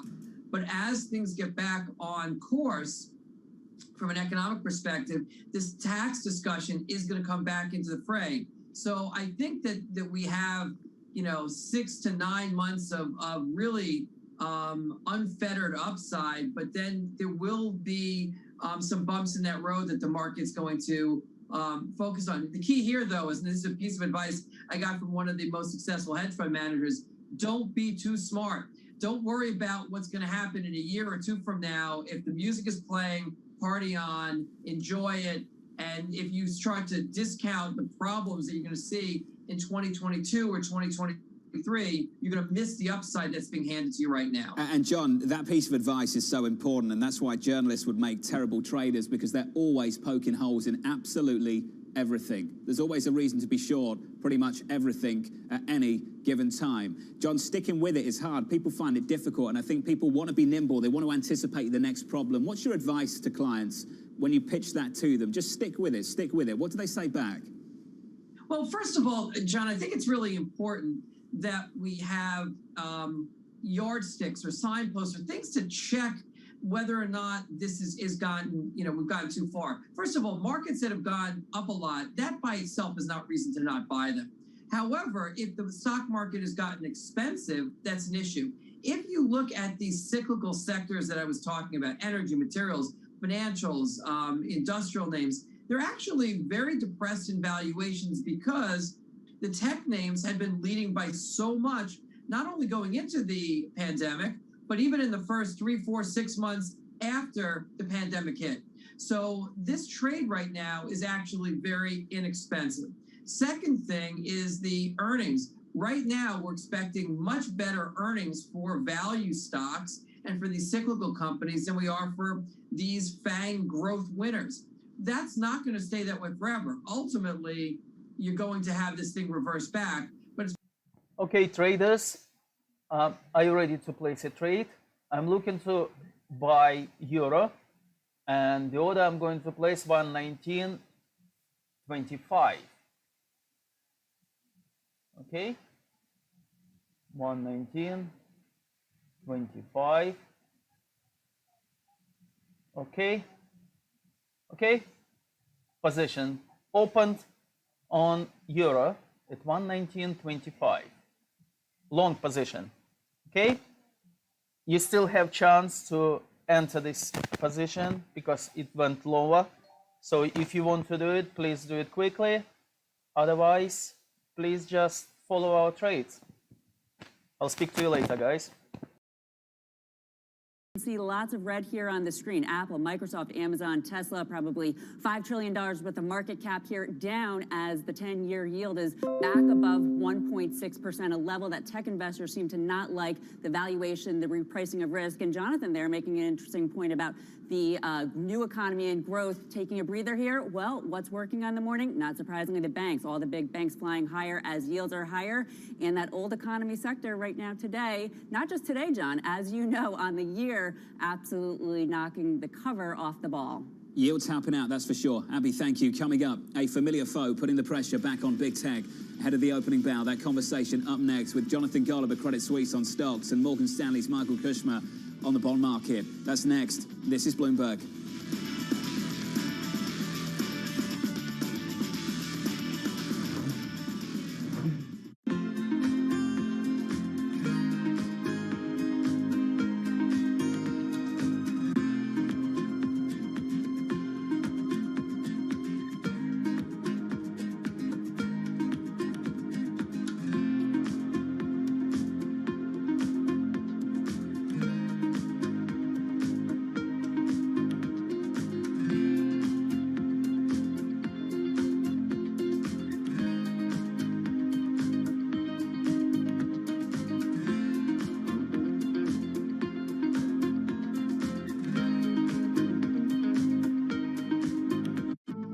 90% of the world's trade travels by sea.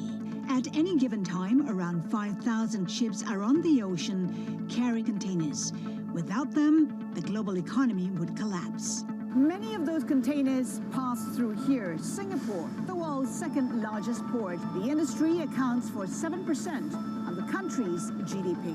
But the industry is under pressure. The uneven recovery from the pandemic is creating a shortage of containers where they're needed most and driving bottlenecks at major ports.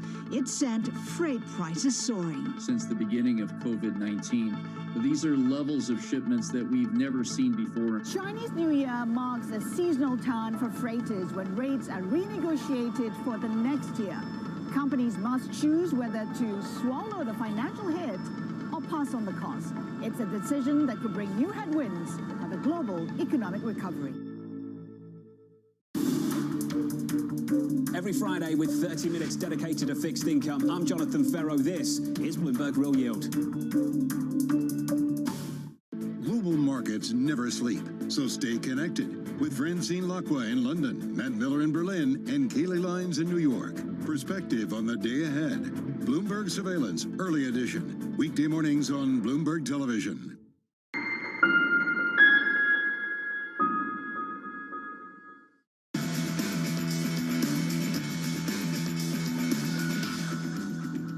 Interest rate sensitivity is kicking in again, and now you're seeing that divergence on Nasdaq is underperforming. We think that divergence, that will continue as we move towards those 2.5%. And when we have closed the output gap and we go to that 2.5%, then we can talk really long term again. And then I think the technology sector is still a place where you want to be overweight. Saxo Bank bullish on tech in the long term, but warning investors to be cautious in the near term as it sees the US 10-year yield rising to 250. Nasdaq futures selling off ahead of the open this morning. Your 10-year close to the highest level in nearly a year. Your high at a session on Friday, just north of 162 this morning, 161. Let's turn to Kaylee for more. Hey, Kaylee. Hey, John. Well, of course, at 1.61% or so, we're still around 90 basis points below where Saxo Bank says the 10-year could end the year. But still, we've moved about 70 basis points from the start of 2021 until now, and it's only March. So if this velocity continues, that could not be all that far away. And the sell-off velocity currently, of course, is continuing this morning with that move higher in Treasury yields that you were just discussing. And you see that reflected in the iShares 20-plus Treasury bond ETF, which is lower by about 2% in pre-market trading, as are a number of tech-focused ETFs. The triple Q is down by about 1.6% before the bell. An ETF that can track semiconductors by 1.5%. And check out the action in the Guggenheim China Technology ETF, sinking 4% in the pre-market as China expands its crackdown of big tech, this time targeting Tencent. That regulatory issue is an overhang for tech broadly today, but of course that is just one part of the story. Higher yields really is the other and probably the primary driver. With long-term borrowing costs climbing, elevated multiples become a lot harder to justify. That's why we've seen a sell-off in tech stocks in tandem with treasuries. The NASDAQ 100 falling into a correction at the start of this week, though it is off the lows now. From a technical perspective, it had been extremely oversold. There was also some short covering evident earlier this week, and then the risk-on sentiment from stimulus yesterday all aided in the rebound. But once again, it is faltering today. We have seen a pattern emerging every up day over the past 2 weeks for the index is followed by a sharp down one. If you look at the flows for the cubes, though, the Invesco ETF, of course, that tracks the NASDAQ 100, it has seen about $2.9 billion in inflows this week. It, of course, follows last week's pullback in which it saw the largest outflows since September, but it would suggest investors are gaining just a bit more confidence to wade back into the big tech trade, John. Kelly, thank you. It has been the cheat guide of the last couple of months, hasn't it? I tell you where the 10-year Treasury is, and you can guess where big tech is. So this is what we wanted to do this morning. Once again, that tug of war. Yields higher, growth equities lower, big tech suffering. Wanted to put together a world-class bond market strategist together with a world-class equity strategist and talk about how these two worlds are colliding. So let's do that now with Morgan Stanley's Michael Kushmer and Jonathan Golub of Credit Suisse. Michael, let's talk to you first, sir. 160 on a US 10-year. I keep thinking how much more oxygen is left up here, and the response I get when I ask that question is a whole lot more. What's your response?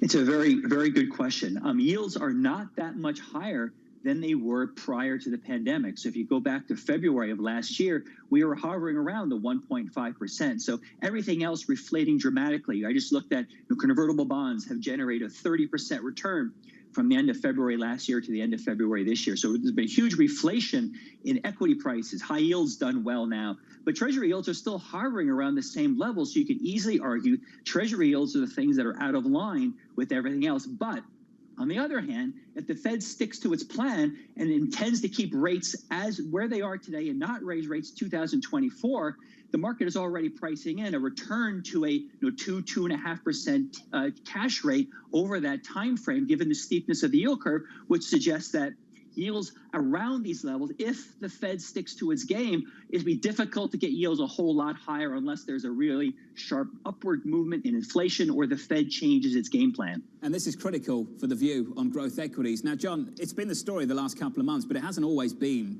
this way. Growth equities can do okay in an environment of yields substantially higher than where we are right now. John, as you look at that correlation, that deep correlation between treasury prices and growth equities, you expecting that to settle down, stabilize, even break down a little bit in the weeks and months to come?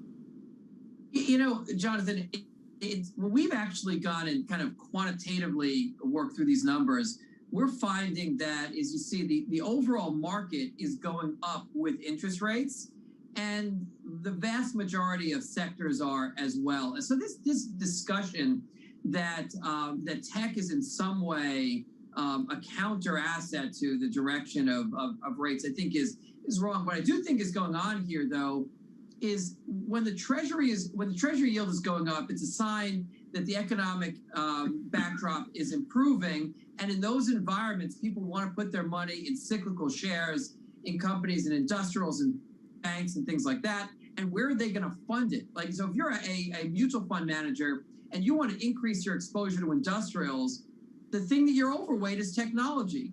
So I don't think it's that the interest rates are doing the damage to tech. I think it's the marketplace realizing that that tech is I don't want to say dead money, but less attractive than other assets within the stock market right now because they don't have the same level of cyclicality. Making the argument it's more of a correlation and not causation. Michael, if we start to get a correlating tighter spreads, then okay. If we start to get correlating higher equity prices, then okay. But if we start to see spreads widen and equity markets roll over, and the dollar strengthen and financial conditions tighten and not stay loose, then I imagine it's on the Fed's radar in a different way, Michael. Do you think it's on the Fed's radar next week? It's a good question. I think they're confronted with a huge change in the economic outlook relative to where we were in December. You know, just think what's happened this year with regard to the December stimulus plan, with regard to the change of democratic control of the government and the 1.9 trillion plan we're getting. The Fed is used to having to do all the heavy lifting themselves and have to keep talking about how they're going to support the recovery. But guess what? This time around, fiscal policy seems to be more than just the heavy lifting. They're doing massive amounts of lifting, and they're confronted with a much stronger economic projections. What the sell side is coming up with right now, where we're coming up with relative to where we were 3 months ago, suggesting that they have to, likely adjust their economic forecast to higher growth, lower unemployment, probably higher inflation relative to where they were thinking about things in December, which makes people nervous about them talking about, well, maybe we are going to have to raise rates sooner, bringing forward rate hikes to 2023. Again, upward. But these are good news, is not bad news. But you're right. Totally agree. Real interest rates are still negative. And it's about the path, how fast they rise. We don't want to have a shock which causes a tantrum in markets, which then unwinds all the optimism about the future. We want to have a slow, gradual rise. You know, let the air out of the balloon slowly, not too quickly. If you're anticipating hitting your targets earlier and you need to raise interest rates because of that, I can't see how you can make that a hawkish equation. You're talking about a faster recovery. John, looking ahead to next week and just reflecting on what you said just a couple of moments ago, it doesn't sound like you're as obsessed with what's happening in the rates market. It doesn't sound like you've been watching that supply that's come through, 10s, 30s, over the last week. It sounds like you're constructive on equities purely on a better backdrop going forward from here. So what attention do you pay to the Fed? What specifically do you think we should be paying attention to from the equity market perspective? Well, first of all, if we're taking a look at interest rates, and Jonathan, you mentioned this just a little while ago, are credit spreads coming in? Credit spreads are a measure effectively of whether, you know, the market believes companies are going to default. And when you have an environment where the economy is accelerating, businesses get bailed out by the backdrop. So I think the surprise could be, yes, the treasury goes higher, but the credit spreads, especially on high yield, they come in and they offset any damage from that. So that's one thing that we're really focused on. Second thing is, look at commodity prices, oil, copper, lumber. These are signs that demand is incredibly robust. Those are all very positive. Inflation expectations. Now, at some point in time, higher inflation is going to be a concern. But right now, it's another kind of verification that there's strong demand. So I think it's really important that you look at the treasury yield as part of a mosaic of a variety of things that tell you about economic health rather than as a specific number. John, it's great to catch up and to get that alternative perspective. Jonathan Golub there of Credit Suisse. Michael Kushner of Morgan Stanley, sir. Michael, always good to catch up with you, sir. Coming up, the analyst action you need to know. That'll be next in our morning calls. Then later, big tech feeling the pressure amid a resurgence in US rates. Still ahead, a conversation with the wonderful Savita Subramaniam of Bank of America and answering the question where we are in this cycle. An important conversation coming up shortly. From New York this morning, good morning. This is Bloomberg.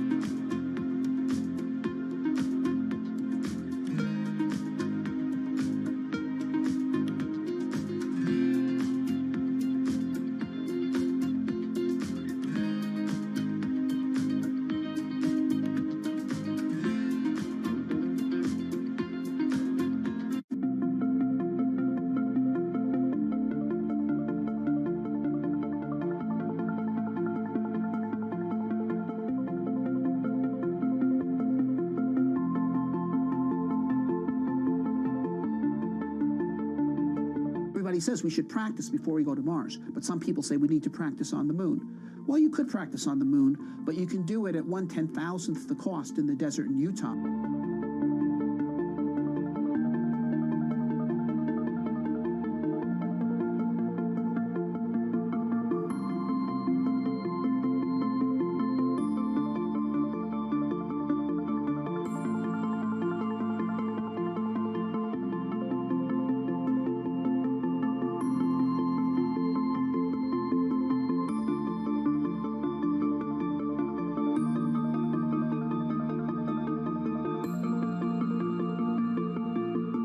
I think what we've seen during this period of time is that communicating via video is not a fad. We are using it in all aspects of our lives, for work, for learning, for communicating, for staying in touch.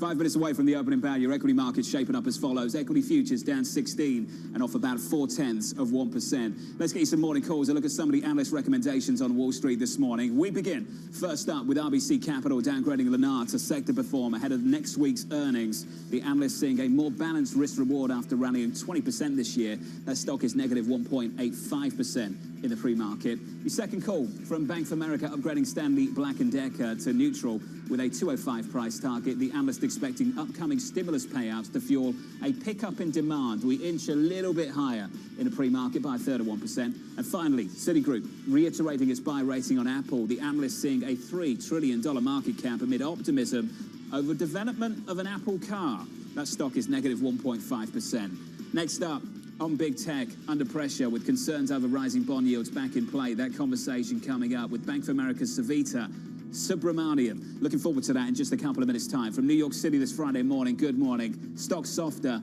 This is Bloomberg.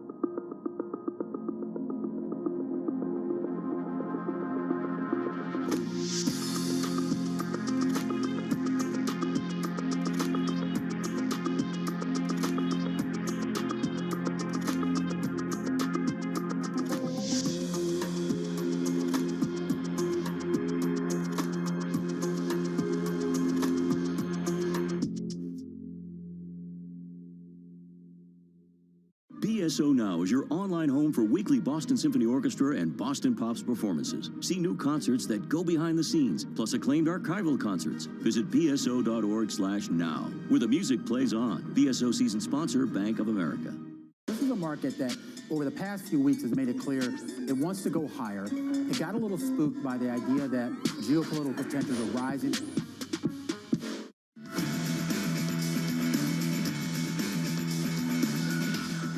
25 seconds away from the opening bell in New York City. Your equity market's softer, a whole lot softer. The S&P 500 coming in around about 0.4%. Where are we? Around about a third. On the NASDAQ, we're down 1.4%. We're off by 182.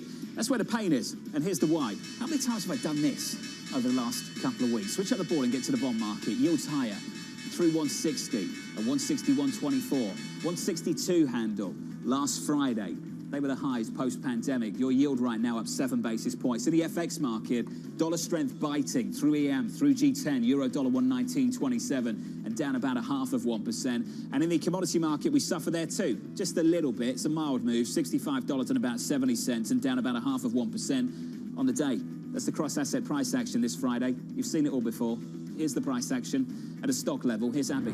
John, let's start out with some good news, which is oddly having the effect of sending stocks, especially technology shares, lower. And I'm talking about Novavax. The vaccine maker is soaring today on the news that their UK trial showed 96.4% efficacy. So it seems that we are likely to have another vaccine candidate again, and Johnson & Johnson hired. Good news this week. Their one-dose shot was approved by the EU. But because of this optimism around the vaccine and reopening, that, of course, is sending bond yields higher. In turn, that's the pressure on big tech. You were just highlighting the NASDAQ being down sharply. Some of the big laggards there, Apple, Tesla, and then you also have China tech shares, Alibaba and JD.com. Lots of red on the screen here, big market weightings to the major averages. That's why you do have, again, the NASDAQ down sharply and a pressure on the S&P 500 as well. And relative to Alibaba, of course, there is the news that there's going to be a China crackdown on the company of some sort. Investors not liking that. And JD.com, they reported a strong quarter, but they basically pulled an Amazon saying they're spending more to make more in the future. Investors not liking that today. What do investors like? Not surprisingly, banks. With yields higher, it's all about the banks, the big banks climbing. On the year, John, right now, the KBW Bank Index up 24%, another all-time high. Really pretty incredible. Banks just soaring with yields. Park it and take the rest of the year off. Where are we? March 12th. Abby, thank you. Thank you so much. About 2 minutes into the session, financials on top, as Abigail points out, up by 1 full percentage point. We pulled back from all-time highs at the headline level. The S&P 500 down 0.5%. The NASDAQ off by 1.5%. Information technology on the S&P down around about 1.4% at the moment. You know the story, bond market, tug of war with growth equities, a familiar foe re-emerging, putting the pressure back on big tech here at the opening bell. For more, here's Kaylee. Well, John, the big tech swings just keep on swinging. Of course, the NASDAQ 100 under pressure today after outperforming yesterday as we see yields moving higher on this Friday morning. But I would note, John, just how big the moves have been for this index recently, whether to the up or downside. Over the last 10 sessions, including today, if the current losses hold, there has only been one day in which we have seen a gain or decline smaller than 1.5%. We are talking massive moves and a lot of volatility as some of these richly valued names contend with higher long-term borrowing costs and the justification for those high multiples you have to pay for them being called into question. Of course, those higher yields have weight on bond proxies like Staples and utilities as well. They are the worst two performing sectors on a sector basis within the S&P 500 so far this year, but closely behind them is information technology. It's only up about 1.3% relative to a gain of nearly 5% for the broader index. And consumer discretionary, which houses Amazon and Tesla, is at the bottom half of the barrel as well. The outperformance, of course, has come from the value plays. Energy up 40%. Financials by 16, helped out by higher oil prices and a steeper curve, that broader reflation narrative. But that rotation to value away from growth has been furious, and it is continuing this morning. Looking at global value stocks, they are up about 8% over the year thus far. The growth counterpart, on the other hand, is in the red. I would note, John, though, that looking out over the longer term, we are coming off the lowest ratio of value to growth on record. So while the game of catch-up has started, there is still a long, long way to go, John. The debate continues. Kelly, thank you so much. We caught up with Jonathan Golub of Credit Suisse, 20 minutes ago? His argument's simple. Stick with the cyclicals trade. It's really important that we have, yardsticks or signposts or things to check whether or not this is gotten, we've gotten too far. Right now, we're expecting much better earnings for value stocks and for these cyclical companies than we are for these FANG growth winners. That's not going to stay that way forever. Ultimately, you're going to have this thing reverse back. Adding to this, Bank of America's Savita Subramanian joining the chorus of investors betting on the American recovery story and running the following. We prefer GDP-sensitive areas such as cyclicals, value, small caps over growth-oriented mega caps with frothy valuations and tough comps that compromise a large chunk of the index. I'm pleased to say that Savita joins us now. And Savita, I'd love for you to lean on the most recent research as well, and I think it's critical. Where we are in this cycle and how quickly this cycle and the playbook you have is moving relative to what you've seen before. Yeah, it's moving at a breakneck pace. So yeah, Jonathan, thanks for the question. I think what's interesting is we've already moved from early cycle recovery where you want to buy the distressed stocks, the stocks that were about to go bankrupt. But now, just this last month, our regime indicator switched to mid-cycle, which is important because what this tells you is mid-cycle is a period where inflation starts to heat up, rates start to rise. I mean, what's happening right now is kind of eerily like clockwork of a mid-cycle market. Now, what's important to remember during mid-cycle that's different from early cycle, here's where you want to shift your perceptions and your investment focus, is that we found that during mid-cycle, you really want to focus on full capital structure. So instead of using PE and price to book to value companies, we recommend using EV to EBITDA, enterprise value, valuation measures that actually incorporate the amount of debt load that a company is carrying, because debt becomes more and more important in a rising interest rate environment. So I think that's critical. And what's fascinating to me, John, is that so far this month, the best performing strategy within all of the quant factors that we track, the 70 quant factors we track, best performer, EV to EBITDA, enterprise value to EBITDA is the way to invest for this type of market.